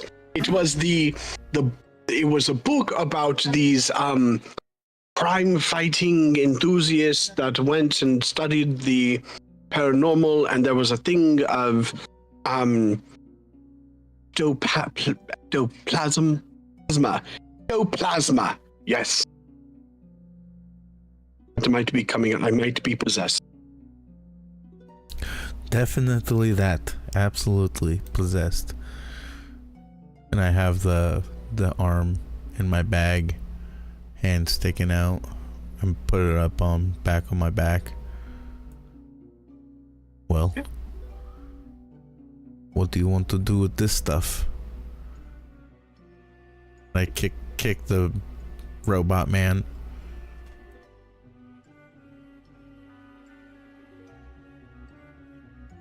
I don't know.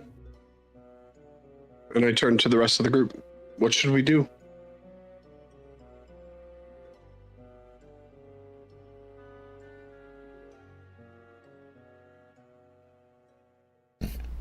Didi, Akari, Beat. Should we try to take it with us?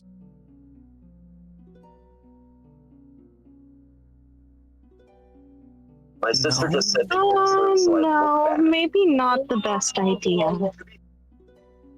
We could always come back for it. If we're really that desperate for it. But Yeah, Pete agrees. is its core around? Yeah, its core is still there. It's just pitch black and unresponsive. Take the core. You could certainly try. You would have to break it out. What will that involve? Probably like 10 minutes worth of time of smashing. Well, let's get to it.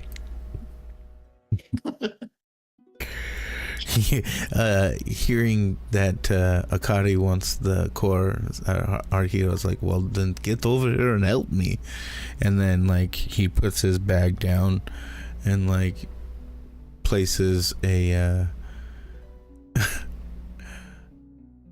places his stuff down. I don't know what's the best way. Let's see, do we have anything that'll work the best? Just attacking it with the sword? Do we get maybe Rocky might do something.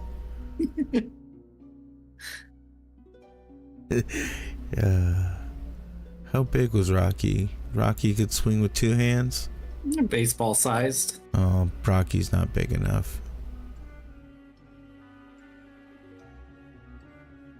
Yep, we're just gonna start tearing at it, pulling piece by piece off.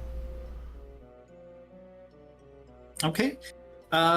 Using Rocky then, go ahead and give me...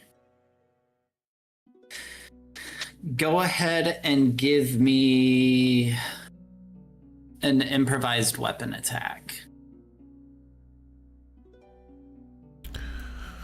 Okay. That's gonna be a 1d20 plus my 5. I think I have. Don't I have? No, wait. That would be on Zen, I think. Frontline battlefield.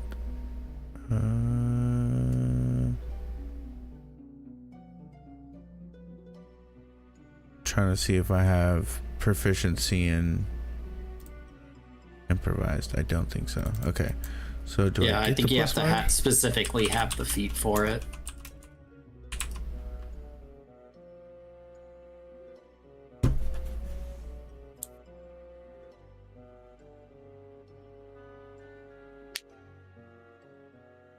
Okay, plus your strength.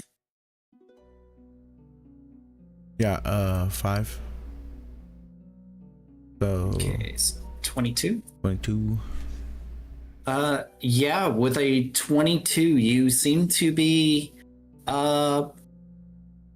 working your way through this creature, dismantling it to where you can remove the core as you smash out, as you spend probably a good 5 minutes smashing it down to just its abdomen. I pull off the other arm. I just start, I take off the other leg. I am just just tackling it like a boiled crab. You know, pulling it apart. Off goes that leg. Okay, then where's a good place to leg. grip? Right here. Pull off the sternum. Try and make sure to watch out. You know, just grab some of these cables, rip these out. Don't need these anymore.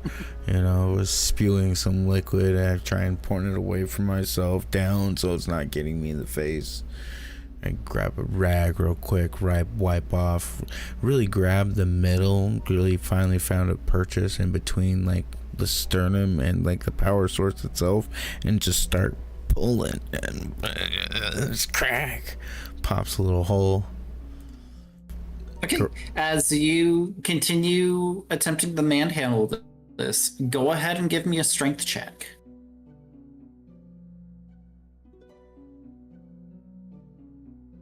No. Go ahead and give me a d20.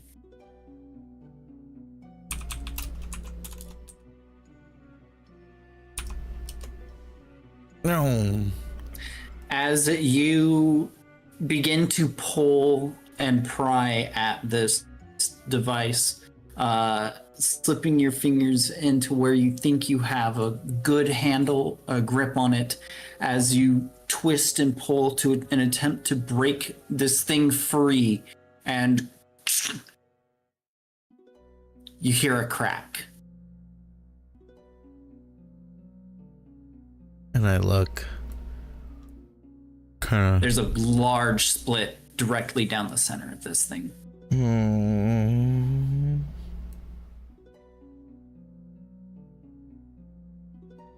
I kind of like... Ooh, and I look at Akari. You still want it? It's fine. We can keep it. There might be others, anyways. But you weirdly look like you were having way too much fun with that. And I start ripping it apart again to get the crystal broken or not out the rest of the way. Yeah, as you kind of dig in with a little bit more gusto, not having to careful to not break it, you eventually end up pulling the core from this creature, from this machine. You can see that the casing of the core itself seems to be intact, but the core itself is damaged. Feel free, go ahead and add a T1001 core damaged, as well as a T1001 mechanical arm to your inventory. Akari, the core is yours. No. Thank you.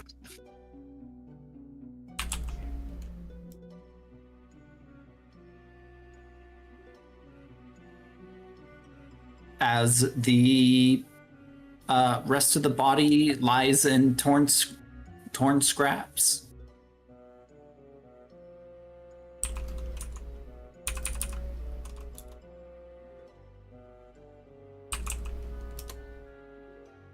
Yep, I got my arm. Whatever. Good enough for me.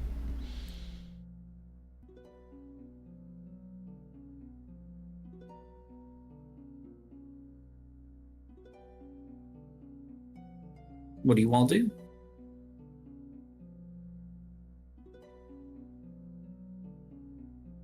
Anybody else? No? Oro, you don't want to take something to study? Maybe a leg? No, a foot?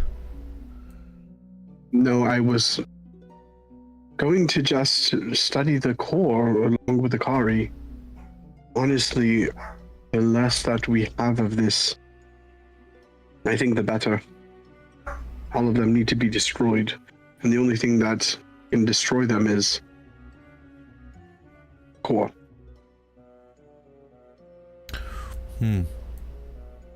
I was hoping to take it back to the... Anything. No, beat? We could, I thought pirates loved treasure.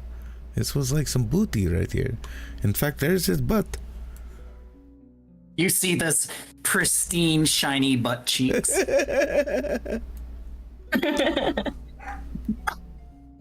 He's like, I get my booty in other places. Tell me you wouldn't. I know who somebody that would like that very much. Like rhymes with Einbeck. I guess you got me there. He picks up the pristine, perfectly molded, shiny ass cheeks. Wait. If the robot's asleep, the robot can't consent to having his butt touched. The robot is also in probably about 5,000 pieces right now, so. Not a person. Hey, he probably didn't consent to getting torn apart either. It was still a thing.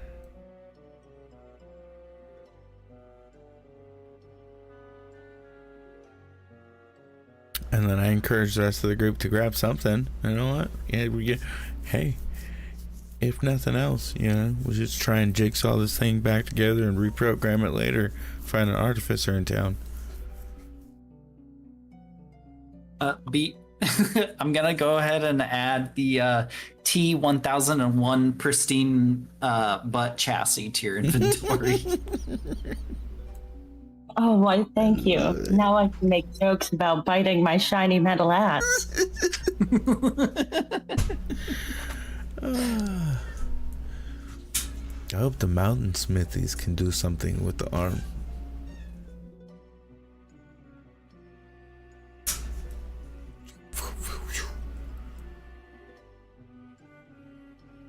You sling the arm back onto your back. You feel a wet spot from some oil that is still leaking. Like, gosh dang it.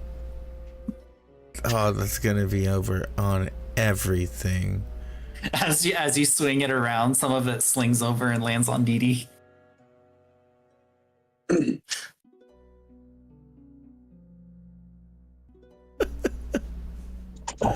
Ugh, gross. I'm gonna wipe it off. And then we push forward down the hall, away from the mangled robot man. All right. You continue making your way down the passageway. The once again rudimentally familiar twisting and turning of earthen passageway returns as you all continue making your way along the path.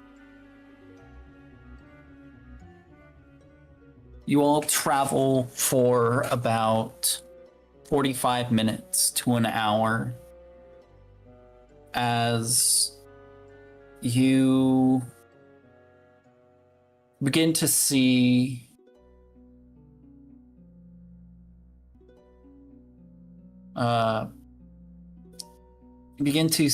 signs of there being somebody nearby. Everybody go ahead and give me a perception check.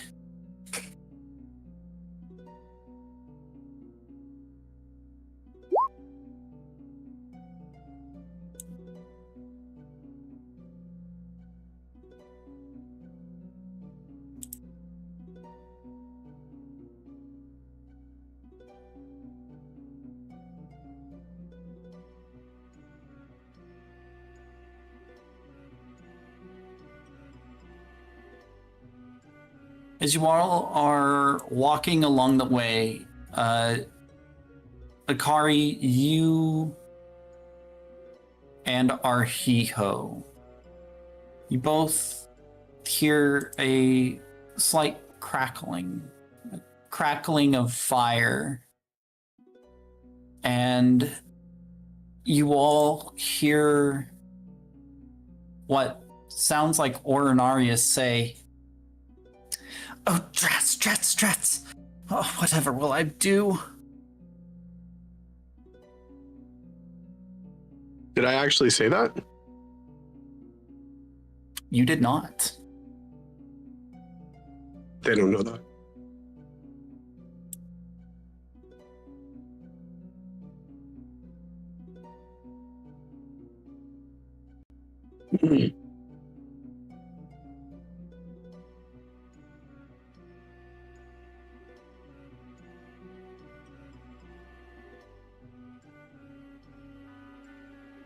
Do you guys turn?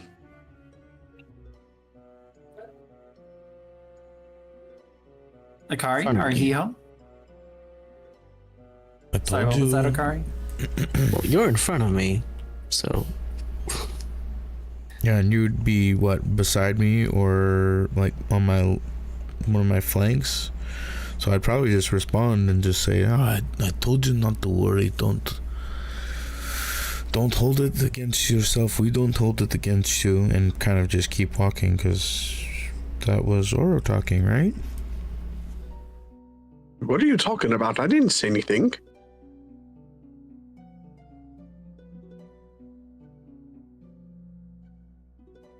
Ahiho? Oro. And I look at Oro. What do you mean that wasn't you? That was clearly you. What was? I've been quiet. Just playing, and you look and you see the Melf's minute meteors rotating around me, and I have two in my right hand, and they're rotating in a circle above my palm. I'm making them do tricks as I flick my wrist one direction and flick my fingers in another direction. And I go, I didn't say anything at all. I've just been following you. Beat? Didi, did you guys hear anything? Because I did not.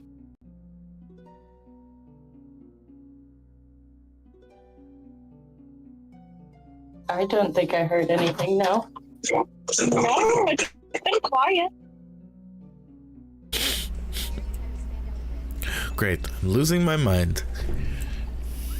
I swear. I told you not to pull any of the don't mess with the robots, but no. You did not listen to me. Instead, you had to pull the arm.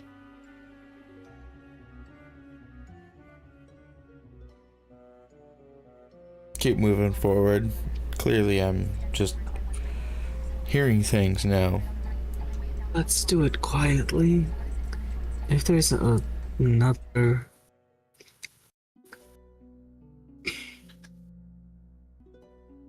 Let's just go quietly. Right. Shh. Okay, let's go.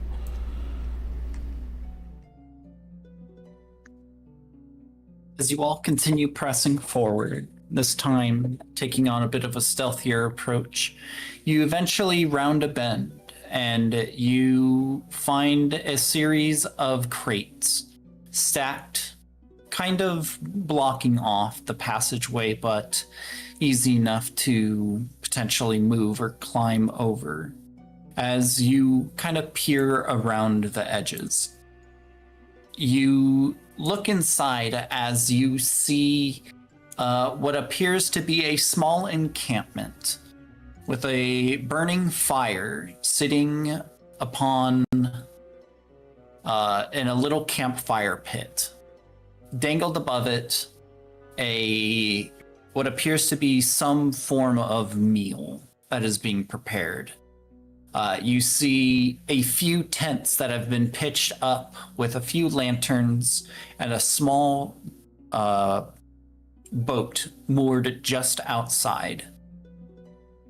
As you kind of peer around and peer outside the edge of the tunnel, you see that it opens up into a vast swampy terrain.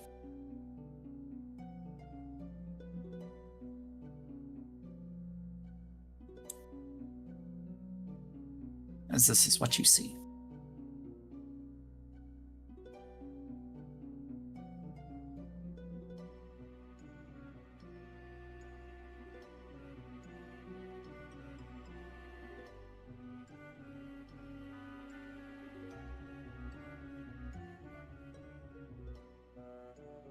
As you peer around the crates, I'd like everybody to go ahead and give me a stealth check.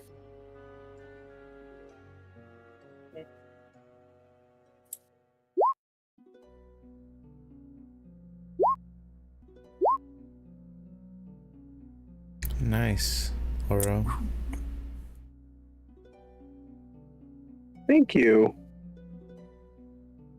Very nice. The natural 20 on the +0. Right? I'm usually rolling like a 7 on stealth. Has it been an hour? Would you think? Since Oh, never mind. Well, Pass I without a trace. cast Pass Without Trace previous session, but I rolled a natural one. That? When I was spying on the when I saw the Spying on the okay, gotcha. Yeah. Okay, give me 1 sec to calculate. 45 minutes, bit.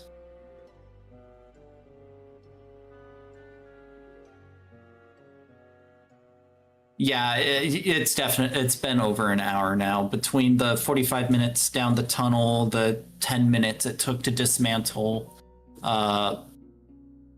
plus the actual filling everyone in and getting down here, the hour will have passed.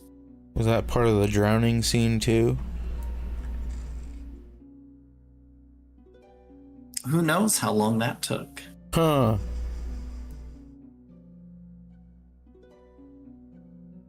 Could have been I rolled an out one.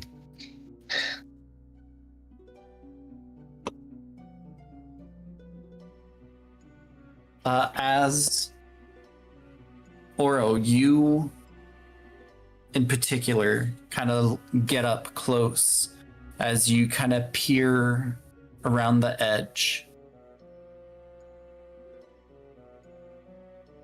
Akari moving in closer with Arhiho and Beat and Didi, all kind of getting up right next to the crates and doing your best to stay low. As you hear Oro call out once more. But this is gonna be so terribly difficult. Oh, this is... They know that I'm not very good with this. They know I'm not very good at this. As you all hear the sound of what sounds like footsteps pacing back and forth.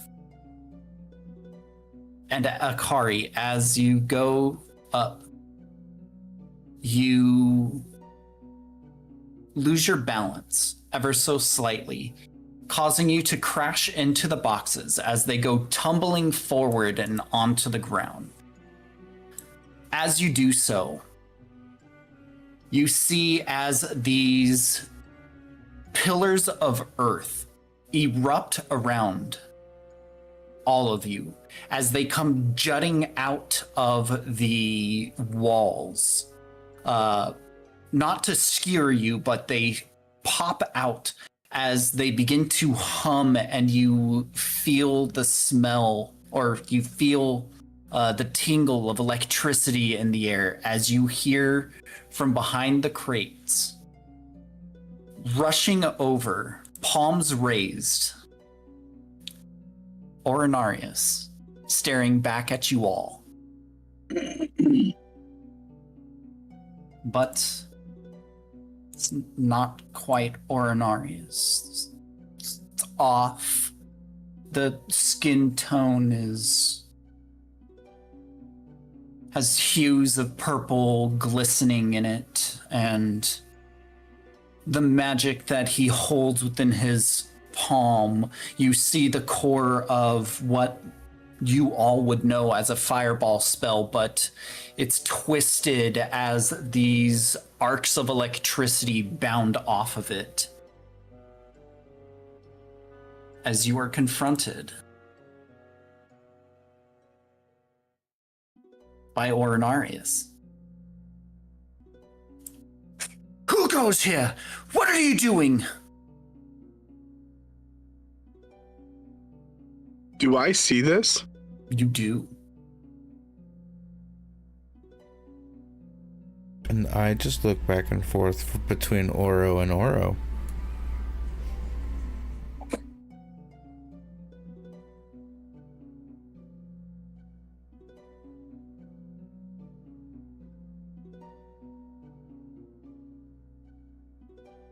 Oro, do you have a twin you didn't want to tell us about?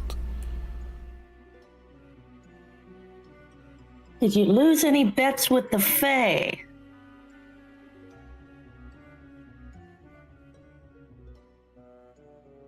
I stare in disbelief. And I'm crouched behind the boxes. And then I stand up and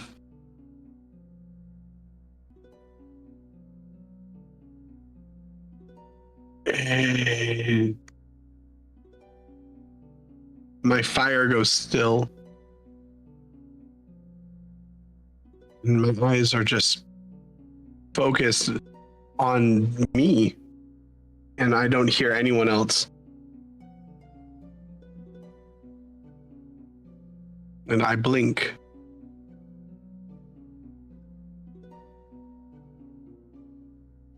And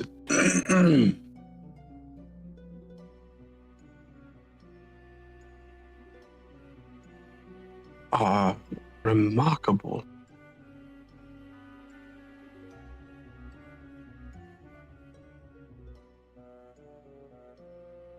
Are you real? Which number are you? As you say that, he calls out back. Who are you? Reveal yourself! I am 17. I am experiment 17. And I was told I was made in a compound by an automaton named Bizitooth Malcontract. And I've spent my entire life believing I was the only one, that there was only one of me, and that whatever I am at least singular. And my voice cracks on the word singular, because that's like the last brick in the lie that my whole life has been. The last piece of the identity that I constructed from nothing. I was told that I had parents, and I find out that I didn't, but I was Oro, and I was unique. And now there seems to be two of me. Are there more? How many of us did you make? I do.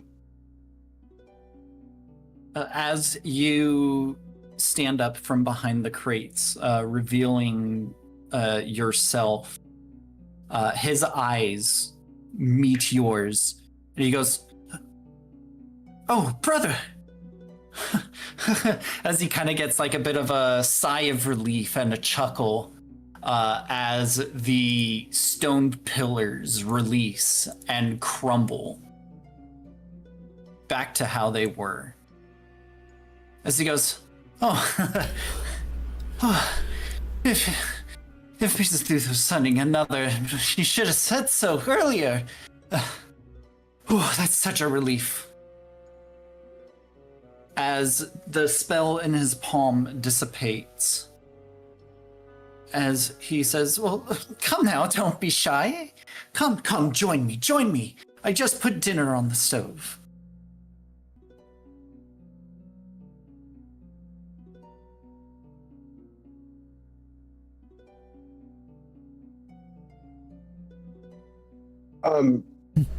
Well, hold on. How many of us are there? How many of us are there? As he kind of chuckles to himself a little bit. Are you malfunctioning?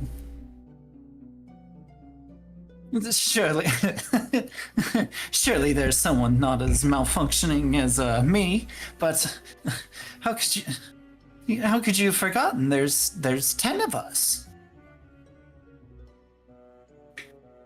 That hits my chest like a ton of bricks.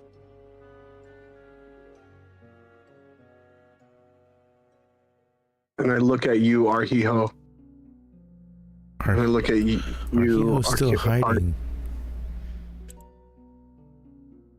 Right. But I look in your direction.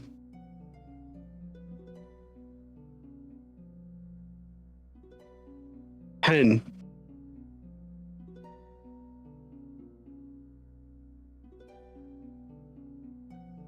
And my head turns to the right and down.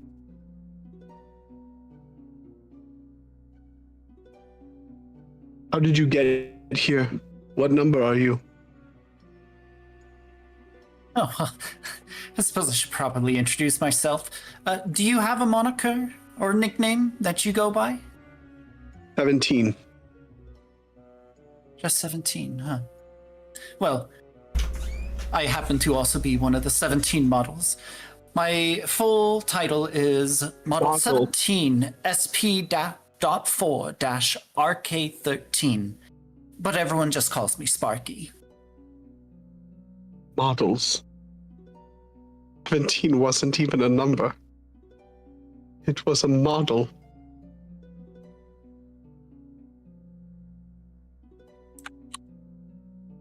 Nice to meet you, Sparky. I'm sorry. Do you have anyone else with you? Oh, no. I tend to be a little more volatile, as Vex puts it. Who is that? Maestra, of course. Is she here? Oh, no. She couldn't be bothered with our tasks. No. She's on much dutier tasks. And you are still working with her? Well, not here. No, she's down south. No. I was sent here to we've been having a bit of a problem with some of the indigenous life, and I was sent to wipe them out. As he gives you like a genuine smile. Can I roll insight? Go for it. What are you trying to glean? If he's telling the complete truth on everything that he just said. Okay. No, you did not, DM. What's who are the indigenous He's being people? 100% truthful.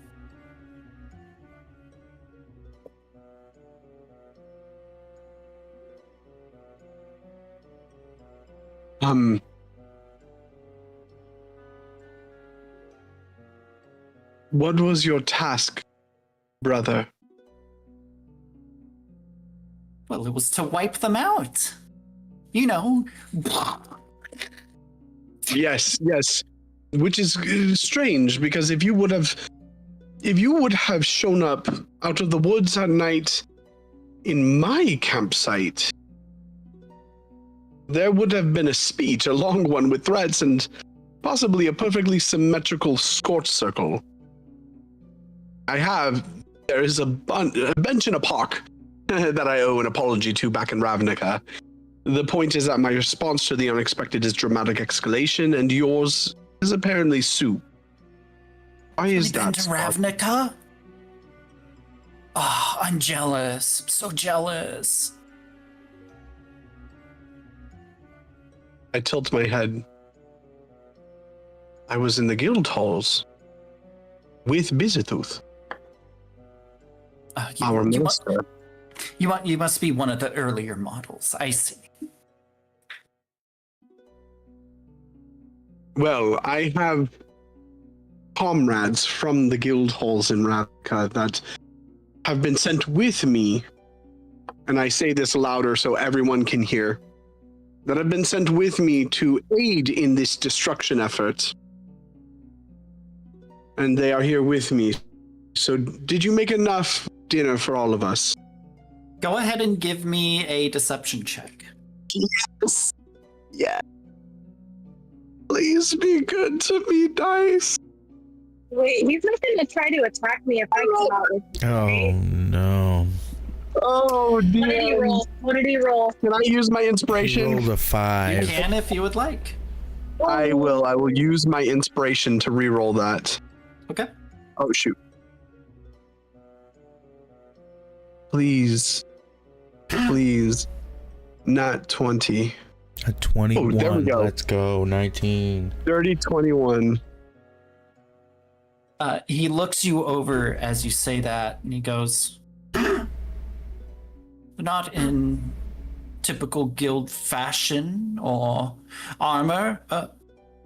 Did Mr. Pizzatooth give you special permission to outfit your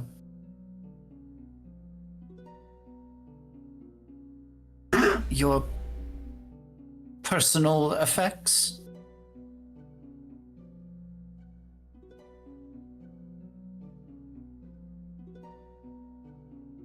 Why, yes.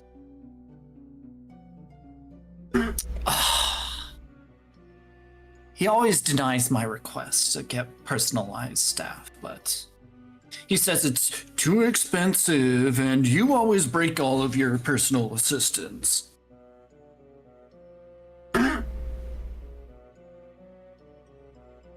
Oh, well, apparently the later models have some issue with their friendliness nature.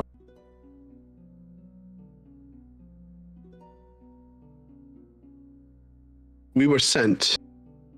We were operating under the direct authority of Arbiter Primus Hasius Vale of the Azorius Senate's Upper Investigative Division. The upper division, the lower one handles, petty matters, jurisdictional disputes, ink weight violations. The upper division handles matters of, and I gesture vaguely, the fire on melts minute meteors rotating in sync with my right hand gesturing, and making the vague gesture look more intentional. Matters of scope. Arbiter Vale has been conducting a long-term investigation into extra-guild threats of which these indigenous peoples you are delivering seem to be threats that operate outside their traditional guild structure. Threats that I am sure you can appreciate the sensitivity of what I'm about to share. Threats that involve the unauthorized creation and deployment of arcane constructs for purposes that violate approximately 14 statutes of the Ravnican Arcane Accords. 14 specific statutes, which I could name all 14 right now if you wanted. But the relevant point is that Arbiter Vale, along with Bizatooth Malcontract, our master, identified a pattern, a network, constructs operating beyond their original parameters. Experiments, former experiments, surfacing across the outskirts, and he needed a team with, specialized knowledge. Knowledge that could not be found within the standard Azorius ranks. Knowledge that required, I place a hand on my own chest, a first-hand perspective. Arbiter Vale approached me personally in his office, which is on the upper floors of the Senate building where the upper division is, because it is the upper division, hence upper. He said, and I'm quoting directly, Sparky, he said, Orinarius, you are the only one who understands the scope of what we are facing. The Senate needs you. Ravnica needs you. I am authorizing you to assemble a team of your choosing and pursue this investigation with the full backing, and I'm yelling this now, of my office. And also, here is a formal writ of authorization, which he gave to one Beat and Akari, which I have on my person somewhere. I pat my robe. I seem to have, it was here. I had it in the inner pocket. Arhiho, did I give you the writ? I may have given him the writ for safekeeping because he is responsible and I trust him with important documents, which definitely exist. The writ is fine. The writ is not the point. The point is that we are here under authority, official authority, conducting an official authorized investigation into the activities of the subject whose identity I'm not at liberty to disclose in full, but whose area of expertise involves the creation of things like us. Does that make sense, Mark? as you ramble on, he has as you begin going on and on about Ravnican and the guild's politics, everyone else, you all kind of see as his eyes almost kind of glaze over as he almost like completely checks out from the description. And as Ornarius is giving his explanation, and he says, "You, Sir Ornarius," you see as his eyes kind of flicker at a realization.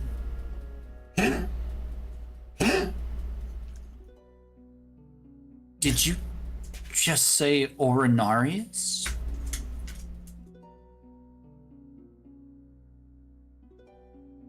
Did I? Yes, of course. Your name is Ornarius?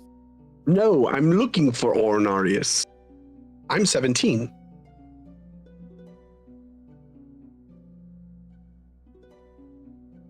Give me another deception check. Oh, motherfucker. I have no more inspiration. May the dice gods Because ever of be in how your favor. wonderful Let's Oro story. go. Because of how wonderful Oro storytelling is, can he please get advantage on this? He rolled an 18. He did well. Okay, beautiful. I did not trust thank you, Oro. Didi. So, on the die, he rolled an 8. Yes. Plus his bonus of 0. I thought you were going to say 10. As he kind of looks you up and over, eyes heavily squinted, glaring you down like the fry mean. As he looks you over and goes, "You said a lot of funny words there that I can't say I quite understand. But if you're saying that you're here to help me eliminate the local threat, I suppose I'll happily take you up on that offer." Fantastic. Myself and my comrades. May I go fetch them?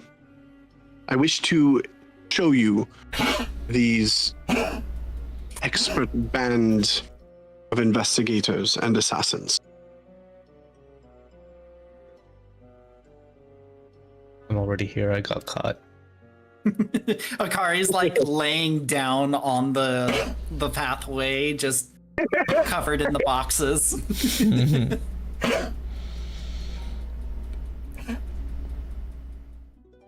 I'm just waiting to pop up and I guess pretend we have a new boss now.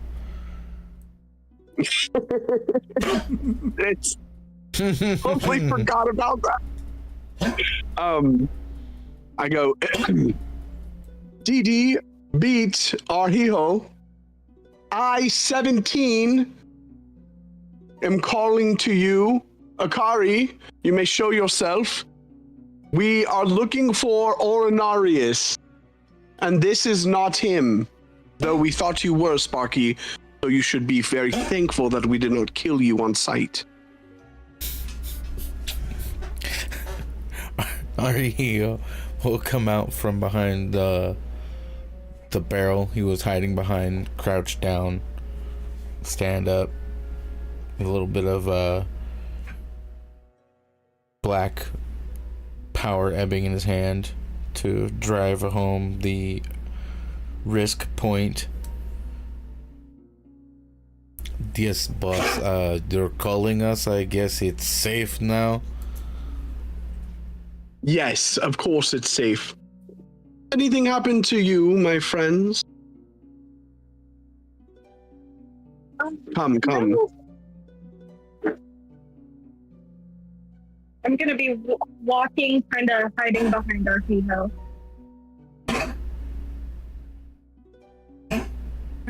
This is not Ornarius, though we thought it was.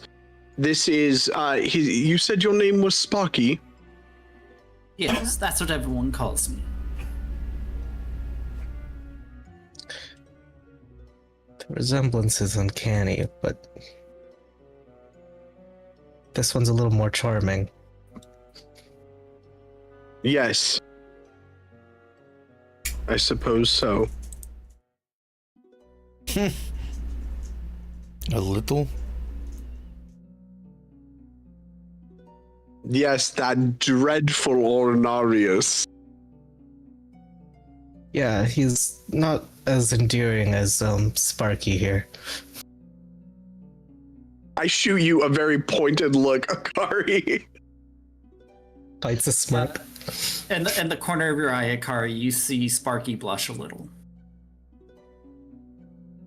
He's fighting the smile. Arhijo finds a log or a rock or something and sits down and asks, "So, what's for dinner?" Well, introductions should proceed. Sparky, this right here, and I gesture to Arhijo. This is Arhijo. This right here, I gesture to Akari. This is Akari. This here, I gesture to Didi. This is Didi. And this one here, I gesture to Beat. His name is Beat. You may call us the Sages. Oh yeah, no. Ornarius is dumb right now. I realized that I had already used our real names, so kind of fucked us there, huh? Well, we're gonna have to see how this one goes. Yeah, right. I'm so sorry. Arhijo, Beat, Didi, Akari. Pleasure to meet you all. 17, do you always address them by their type, by their names? Oh, no, of course not. Okay. In fact, tell our dear friend your titles given to each of you by the High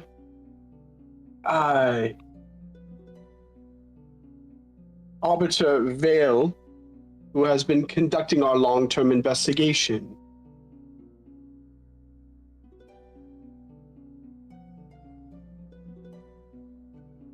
The official name given to us as servants and guidesmiths, yes. Lead servant guidesmith Arhijo. Mm-hmm. Yes, lead servant guidesmith Arhijo. But that is not the title from Arbiter Vale. The designations, of course, the Azorius would have given designations. Arhijo holds the title of Adjunct Sentinel of Proximal Oversight and Executive Protection. He is, Arbiter Vale recognized immediately that Arhijo possesses an unparalleled capacity for proximity. He's always nearby, always present, and when danger emerges, he is there in the vicinity of danger, watching it, being near its proximity. He struggles to say that word back. He also carries the secondary designation of Keeper of Critical Documents. Beat holds the rank of Maritime Liaison and Navigational Console Extraordinaire. The Azorius recognized, Arbiter Vale specifically recognized, that an investigation of this scope would inevitably require nautical expertise. You know, Sparky, of course, waterways, coastal routes, the jurisdictional complexities of maritime law as it intersects with guild authority in international waters, which Ravnica has many. He also serves as cultural attaché for non-guild relations because he knows people, has connections. Kari has been designated Senior Field Operative of Direct Engagement and Applied Passive Resolution. This is a critical role within the Azorius investigative framework. Not every problem can be solved with writs and statutes. Some problems require a more, and I walk over to Akari and I tap Akari on the shoulder of the rocky shoulder. Kinetic approach. Abitavale understood this, and he looked at Akari and saw a considerable physical presence. And also the additional distinction of emergency tactical intimidation specialist. Which means in situations where authority is questioned, situations exactly like this one, for example, Sparky, Akari is authorized to stand behind me and ensure that every single issue is well documented and reported back to High Arbiter Vale. And Dee, there's a moment where I'm thinking, Dee holds the designation of protected consultant and a senior expert on mental identification and victim advocacy. Arbiter Vale understood that this investigation would bring us into contact with individuals who had been subjected to the same processes that we have experienced, you and I, and others, and that those individuals would need someone who could recognize what had been done to them. Not from a distance, from kinship. Dee's people have been targeted, and her family may be. They are. She's not here because of a title. She's here because no one in any guild, in any senate, behind any desk, in any upper or lower division could do what she does. She knows Bizithu's work from an intricately deep understanding. So yes, those are the designations of this operational entourage. He looks at you, Dee, and he goes, "Oh, so you're part of the synthetics department. I didn't think Bizithu would bring in the locals." Yes, he found it would be very, very beneficial.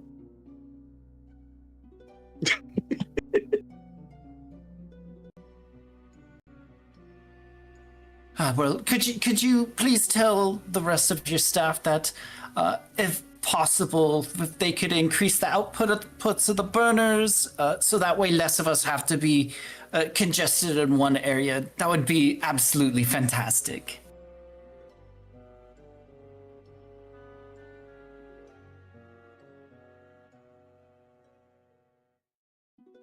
I'm sure Dee will do that. Yes, absolutely. That will be done. Yes. Arhiho's Really stuffing his appreciate face that. with some food and says from over here, "You should probably put that in a note." Oh, well, I've already submitted multiple notes to the relevant staff, but no one listens to old Sparky. No, I'm telling Dee to write it down, otherwise she's gonna forget. Well, Sparky will pass along the message that you have been incredibly helpful. Yes. And Arhiho, I will write that down. Thank you very much. If you'd like, I can write you down an entire dissertation. It won't take me very, very long, as he kind of begins reaching into his bag as he starts to pull out quill and parchment. Yes, you should. We will love to deliver that. Okay, well, just one sec. And you watch as he snaps his finger as this little ball of fire ignites just above him as it illuminates the parchment, and you watch with a lightning fast speed as his hand quickly writes down in extreme detail, completely covering the page in like size 8 font, an entire dissertation about how you could potentially increase the fire elemental output for the synthesis process, and he hands it to you. And this is all over the stance of like 5 seconds. as he hands you the parchment. He goes, "Oh, thank you. I really appreciate you taking the time to listen to our concerns. Even though Bizu says we shouldn't be exerting free will." Oh, he says that, yeah? Well, of course. He's the head of all the operations. What Bizu says goes. Right. And I'm gonna take the paper and I'll slip it into my pack. I'll get this to him, I promise.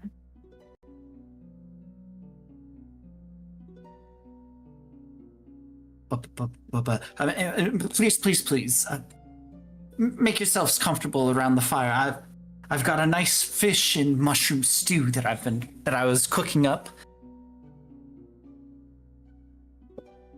Arhiho, as you have already claimed a bowl, you take a bite. It is entirely too salty. I'm already on seconds anyways.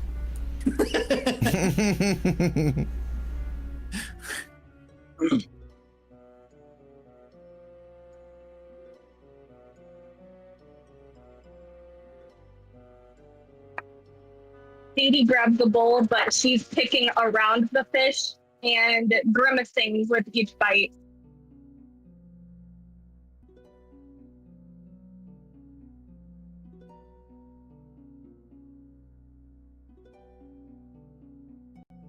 Well, thank you, Sparky, for allowing us to join you. And tell me, what do you know of this dastardly Naduel, or Narius, the fool? Oh, well, he's a failure. A complete and utter failure of a subject.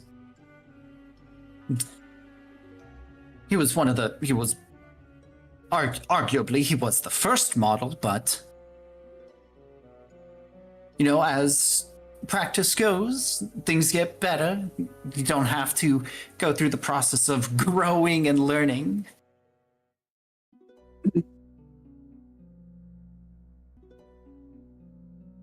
And why do you think you are searching for Orinarius? Oh, well, I'm not searching for Orinarius. I'm just here to take care of the local wildlife. Of which is... You see, there's these very annoying plant-like creatures. They seem to have formed some sort of resistance, and they're currently holed up somewhere. And, well, I was sent out here to blow them to bits. Oh, well, we can definitely help out with that.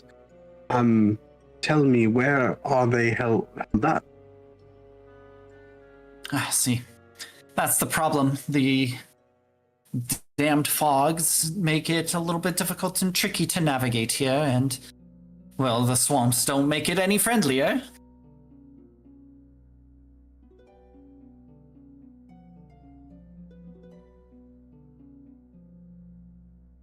But I was just taking a quick little respite before heading out and hopefully trying to track them down.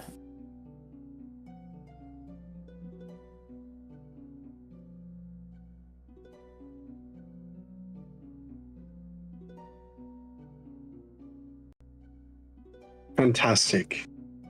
I think we, and I look to the rest of the group, can all agree that we would be more than willing to assist you in this effort, though it is a deviation from our initial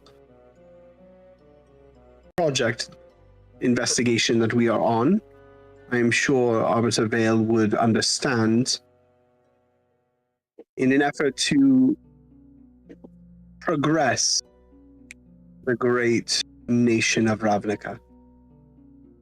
Well, I can't quite put you out like that. I mean, what would Beelzebub think if I held up someone sent out by a Grand Arbiter? Yes, what would he think of Master?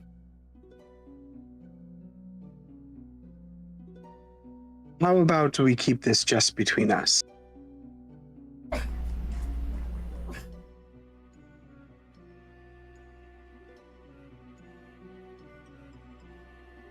He looks extremely nervous.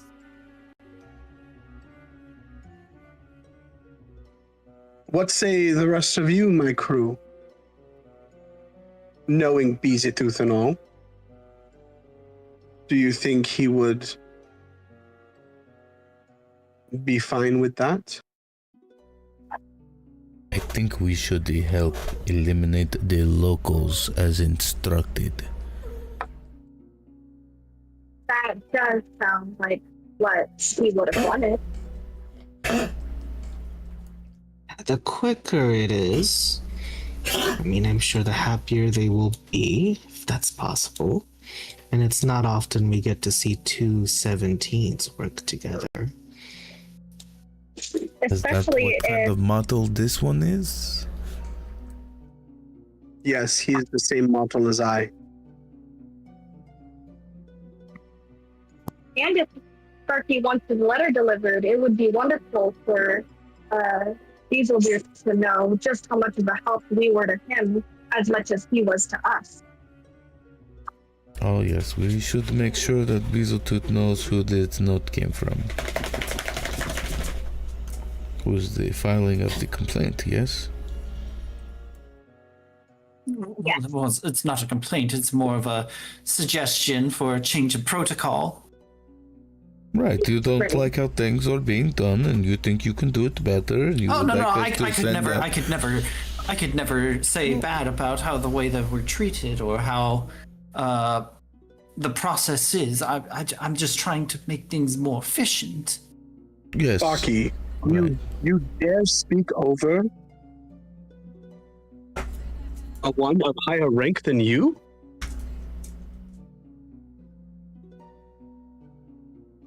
It is fine.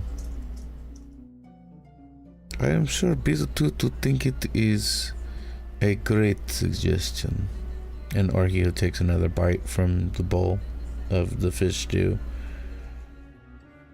Kind of looks off into the distance. Even if you pass the note along to Beezletooth, I doubt he will do anything about it. He'll probably just ignore it like all the rest of my suggestions. You obviously do not know who you speak to. I doubt any of those previous messages even made it to him. This one will be hand delivered. And signed, I sealed. personally hand-delivered 12 of them. Ooh. Right. But you, Sparky, He looks are... extremely dejected.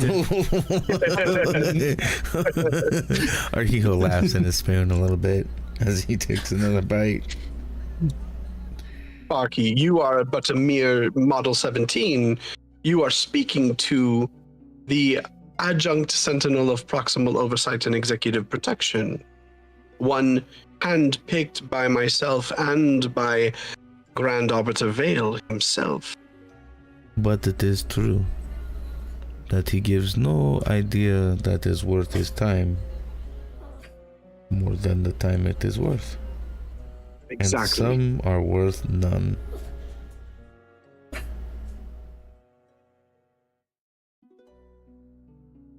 Then I guess if I wish to not delay you all anymore, perhaps we should just get going. You're right. We should just get this done and over with. As he stands up and he begins to conjure a ball of water to douse the dinner. No, hold on. And I grab another ladle full of soup from the kettle. He pauses. I ladle it in. Is there any other... You know what? I just remove the kettle, put it to the side. You can't waste good food. As soon as it's clear, he drops the water ball onto the fire, extinguishing it. I hold the kettle and a spoon out to Oro. Yes, thank you. And I'm going to serve myself some. Is it actually this dark now? Yes, Oh, because he doused the only fire. I druidcraft it back on.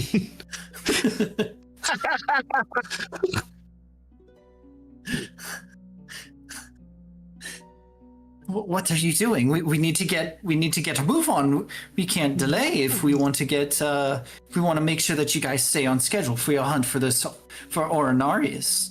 Now, little one. You seem a little stressed. Did you even eat anything that you made? He looks extremely stressed. There's no time for that. We gotta get a move on. We gotta get a move on.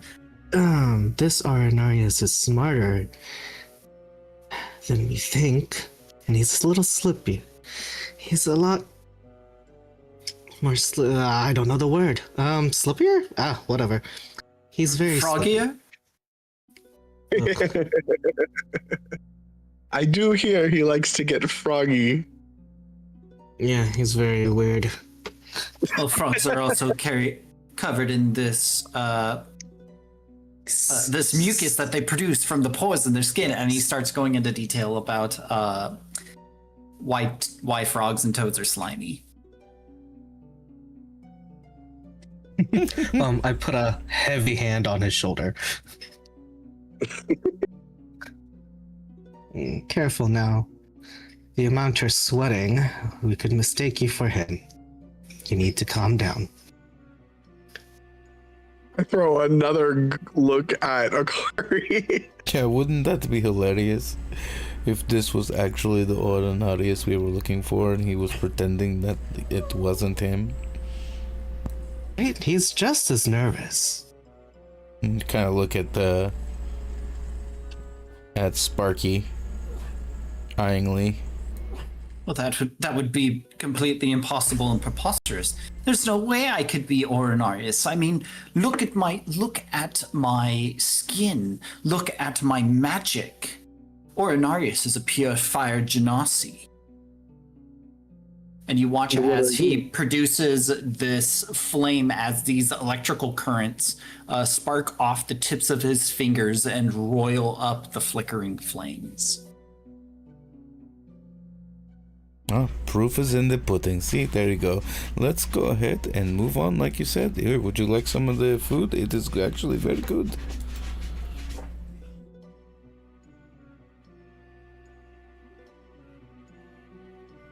Who are you offering this to?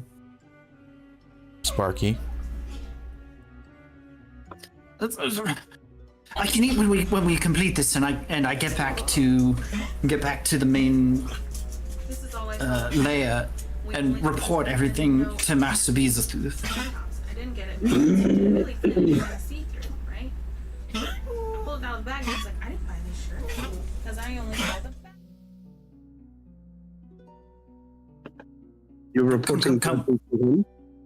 Let's go. We shouldn't dally too long. We wouldn't want to keep you waiting on your hunt.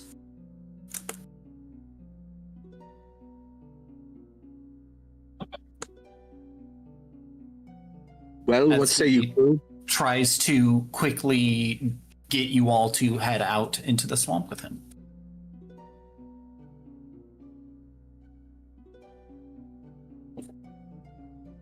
Yes, let's go clear some of the locals, quote unquote.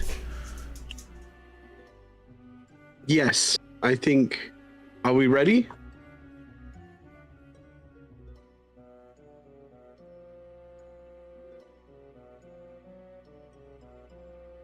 Well, I'm a little hungry, but I'm fine. I'm ready. I hand you the left of my bowl. You know, I've already had I also seconds. hand you the left. I also hand you the left of my bowl. There's like I can smell this. Salt. Half. I prestidigitated to balance it out Yeah, and eat it. way too salty.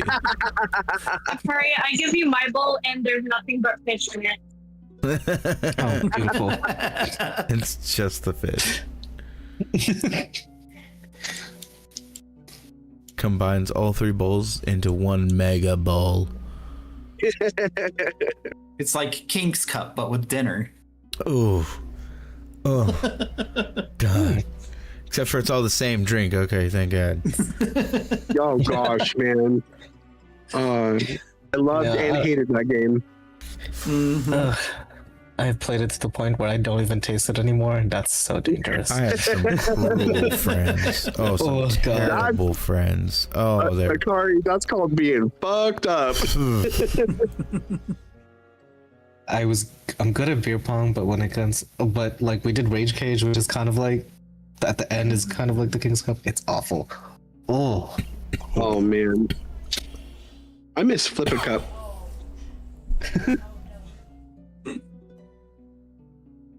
Yeah, I miss parties. Friends, things, adventures. Yeah, anyways. My knees. Well, it sounds like we need to have a don't party. miss parties. No. Oh, right. Now we get there and we do that thing, and we're like, home sounds better. Right. It's 9 o'clock. I need to be in bed. Oh my It's like, God, I forget. Stay up to 2 a.m. or a nice warm shower, comfy bed. Right. Oh You my can do that God. at 3 a.m. I have You can still found do that my when you get home. tribe. No, put me away from that. I still go out. Sorry, you can still do that at 3 a.m. Akari, join us. No, stay young. Stay young forever. Do it. It's a trap. It's a trap. I know it's a trap. But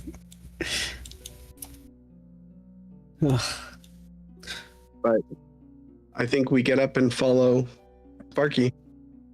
All right. As you get up and begin making your way to the exit of the cave tunnel, Sparky stops for a second and says, "Oh, hang on one sec."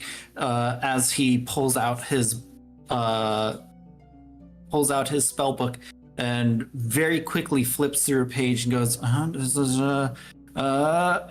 there we go. As he waves his hand, as you all are affected with the water walk spell. Fantastic.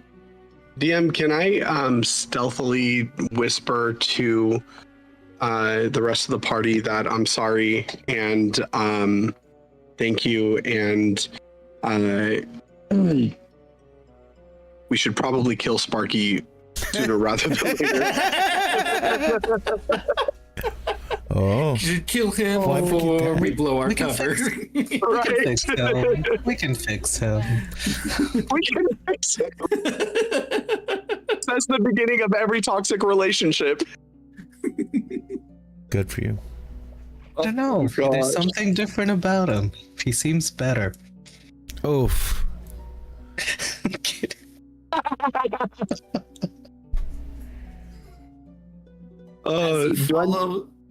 Sorry, what? I was just gonna ask, do I need to roll anything to say that? No, I'm not going to make you Okay. roll for that. Cool. As you Thank all you. follow Sparky out into the swampy marshlands, you kind of look up. You see like a light fog kind of gently wafting over the still swamp water. You can hear the sounds of crickets and other smaller insects coming from the bushes and the waters themselves. As you make your way out, the humidity kind of begins to take over as you immediately feel wet.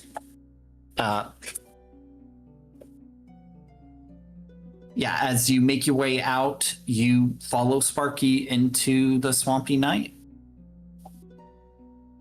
As you're walking along the swampy pathways, the water walking, keeping your boots clean and dry from the sloppy mud and the dirty algae-filled waters, you continue walking along for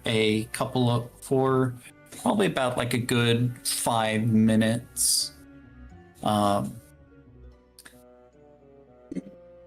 Sparky says, okay, so let me just kind of explain to you what we're dealing with here. So these locals, they're called Deku Scrubs. They are extremely weak to fire and ice as well, but they are quite resilient and are very, very quick and light on their feet. We've seen them jumping across the waters at quick paces and dropping their blasted, annoying nuts at us. Nuts? Yes, Deku nuts.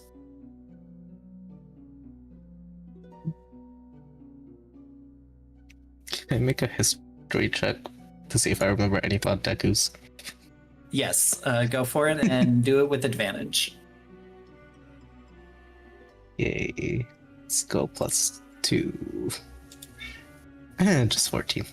With a 14, you would remember what Deku Scrubs are, though what they do usually varies. They aren't really much warriors, to your knowledge. Typically, they tend to take up more pacifist roles of being defenders, or even some have become merchants. But usually they don't interact with the other races of Hyrule, as they are kind of treated as like you almost want to say demi-Hylians. Not so much along the lines of like the Zora and the other races, but like part humanoid, part monster, in essence.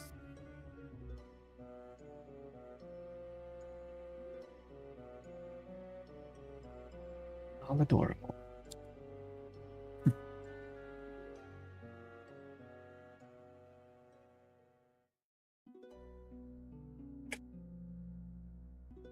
Well,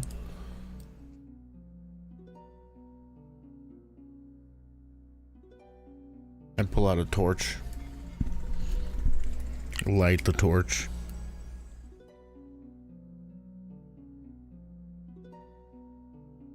Could always use this.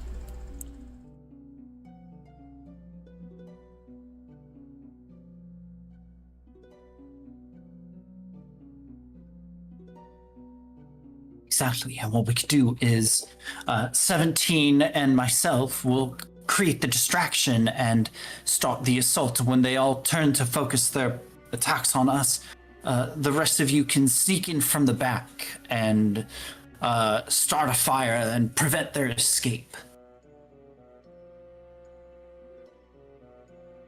Ooh, I cannot produce fire. We're going to be producing You're a model fire. 17, aren't you? Yes, I am, but I have malfunctioned in sorts. But I can produce a psychic piercing within the mind.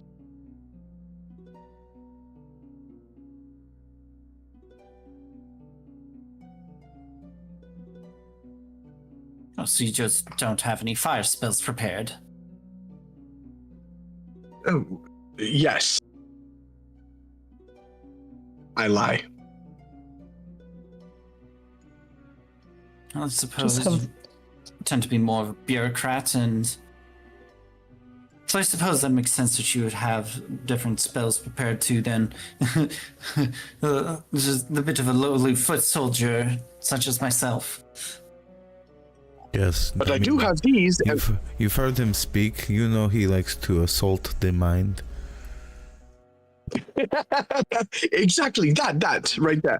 But I do have these, and I show him the rotating meteors around me. thought you said you were out of fire spells. That looks like some melts minute meteor. Is it not? It's not. It is. What was it called? Akari, what you taught me this? What was it?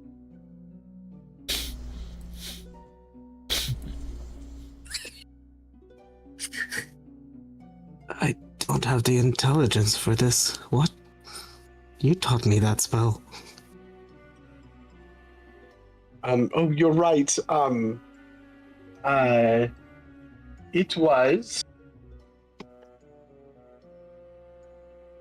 It was. Alfred's asteroid. Swamp rock. Alfred's asteroids. Yeah, Thank you, Didi. Yeah. You're welcome. I can't believe you wouldn't remember such a simple spell, Oro. Yeah, and it was more of a rock thing than fire thing, right? I mean, earth the key. Yeah. Oh my gosh. Who has Gift of Gab? Does anybody have Gift of Gab? God damn it. 0. Wait, yes, we do. Beat. Yeah, I have Gift of Gab. Yes, Beat, please use it. And Oro is attracted to beat. Maybe Oro number 2 is attracted to beat too. 17, yes. Yeah, 17. Yeah, 17. Oh my gosh, we are going to screw this up so bad above table. Above table, everybody just hears in their sending scales screaming from Akari. Right. You guys have said my name like 20 times. You said it first, and then you used our real names.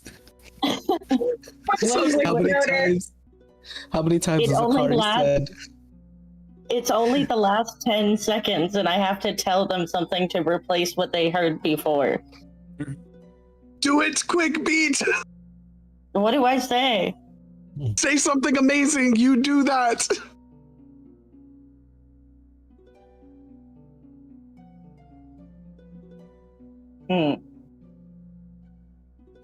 Please, DM, put pause on the time.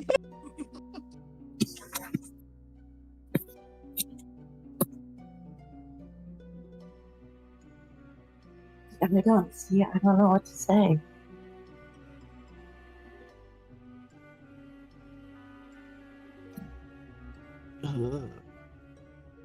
Make him think about your silver robot butt cheek. Ah, yeah. Yeah, okay. We'll just erase their memories, and they think that the entire time is Beat talking about the industrial standards for his shiny metal butt cheeks. Yeah. Oh, we're gonna kill this guy so soon. We're just gonna have to, it's gonna unravel. It's fine, he's a wizard. As you do this and say that beat and casting this spell, you all watch as Sparky kind of freezes for like a second and kind of shakes his head. And how will your shiny metallic posterior assist in creating the fire in the middle of the night?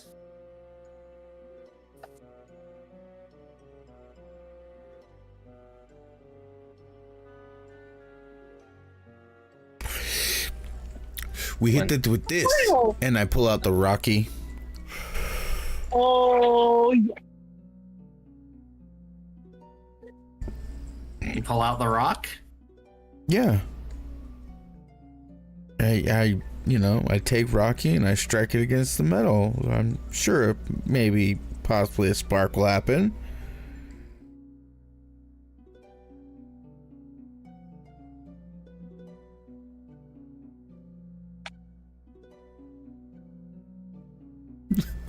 We're so just gonna. You strike the rock against the middle posterior, it leaves a large scratch in it. Oh. As the rock clips off, but does not produce a spark.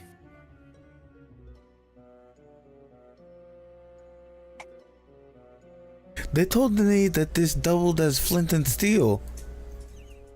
Why we have torches? I already have the torch lit as I came over there with the rock. You guys, it's not supposed to make the fire, it's supposed to hold the fire. Will the butt cheeks hold the torch? I try and put the torch handle between the butt cheeks. The butt cheeks are fine, but they ain't that cake. Like how thick are we talking?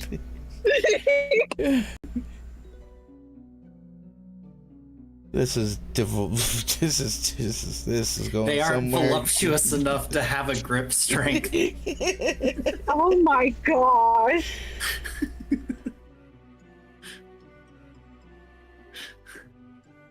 Yeah, we'll figure it out when we get there.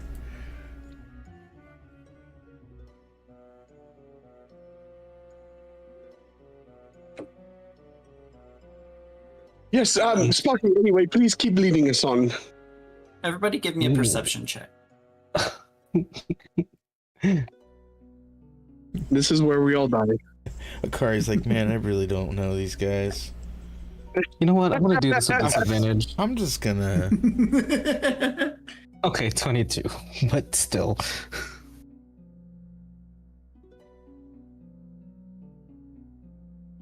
Hey, dirty 20. Perception, guys.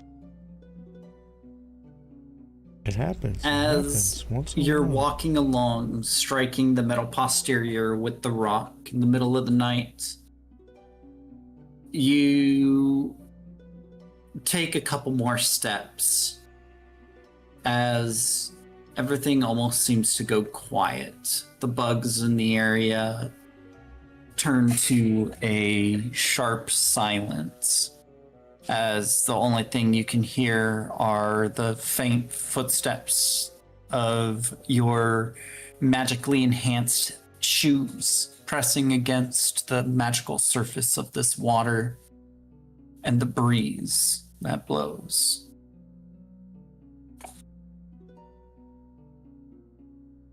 You all pause for a second, looking around your surroundings.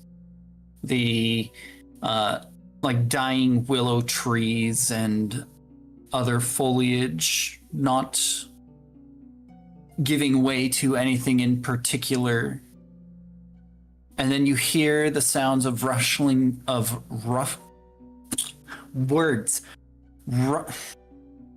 rustling leaves. Thank you. Fucking mouth just stopped working there. You hear the sound of rustling leaves as you all hear around you a almost high-pitched, shrilly, nasally kind of voice that says "Kiam!" as you all kind of turn and you see what looks like almost like these large ghillie suits come bounding out of the nearby foliage. As you hear 17, or you hear Sparky call out, "It's an ambush!" And that is where we'll end the session.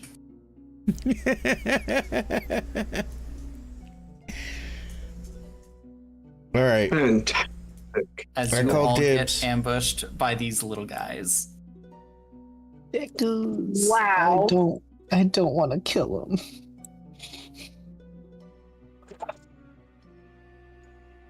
No, I think this is where we kill Sparky. Yeah. Oh, I was gonna ask if anyone wants to place bets on which Oro falls first. Wow! I will definitely take that bet. As soon as I take that bet, Inspiration I point. grab Sparky and choke him, and choke him, and choke him. Wait, we could we could brainwash him into thinking he can be free. I wait until he passes out, but I slap him back into some breathing. Dang it. You heard one time while he's choking him, just one thing. Just stop talking. Or Beat can, As our hero's choking out, Sparky, he's just like, shut up, Oro! Shut up! Shut the fuck up! What were you saying, Didi? I was gonna say Beat could seduce him and show him real freedom. Oh. But what's Beetlejuice gonna do in here? Would you like to lay in bed without the privacy pillow? I love you guys. Thank you so much for letting me play while I'm at work, but I do gotta get off now. Oh my gosh, get out of here. I can't believe you played while you're at Thank work. you, guys. Love it. GG's. I didn't want to miss out on another session. Good night. Good night. Thank you all for playing. Good night. Much love. And thank you for watching, chat. Yep, thanks, chat. Catch us again in a Bye, couple chat. weeks. The 23rd.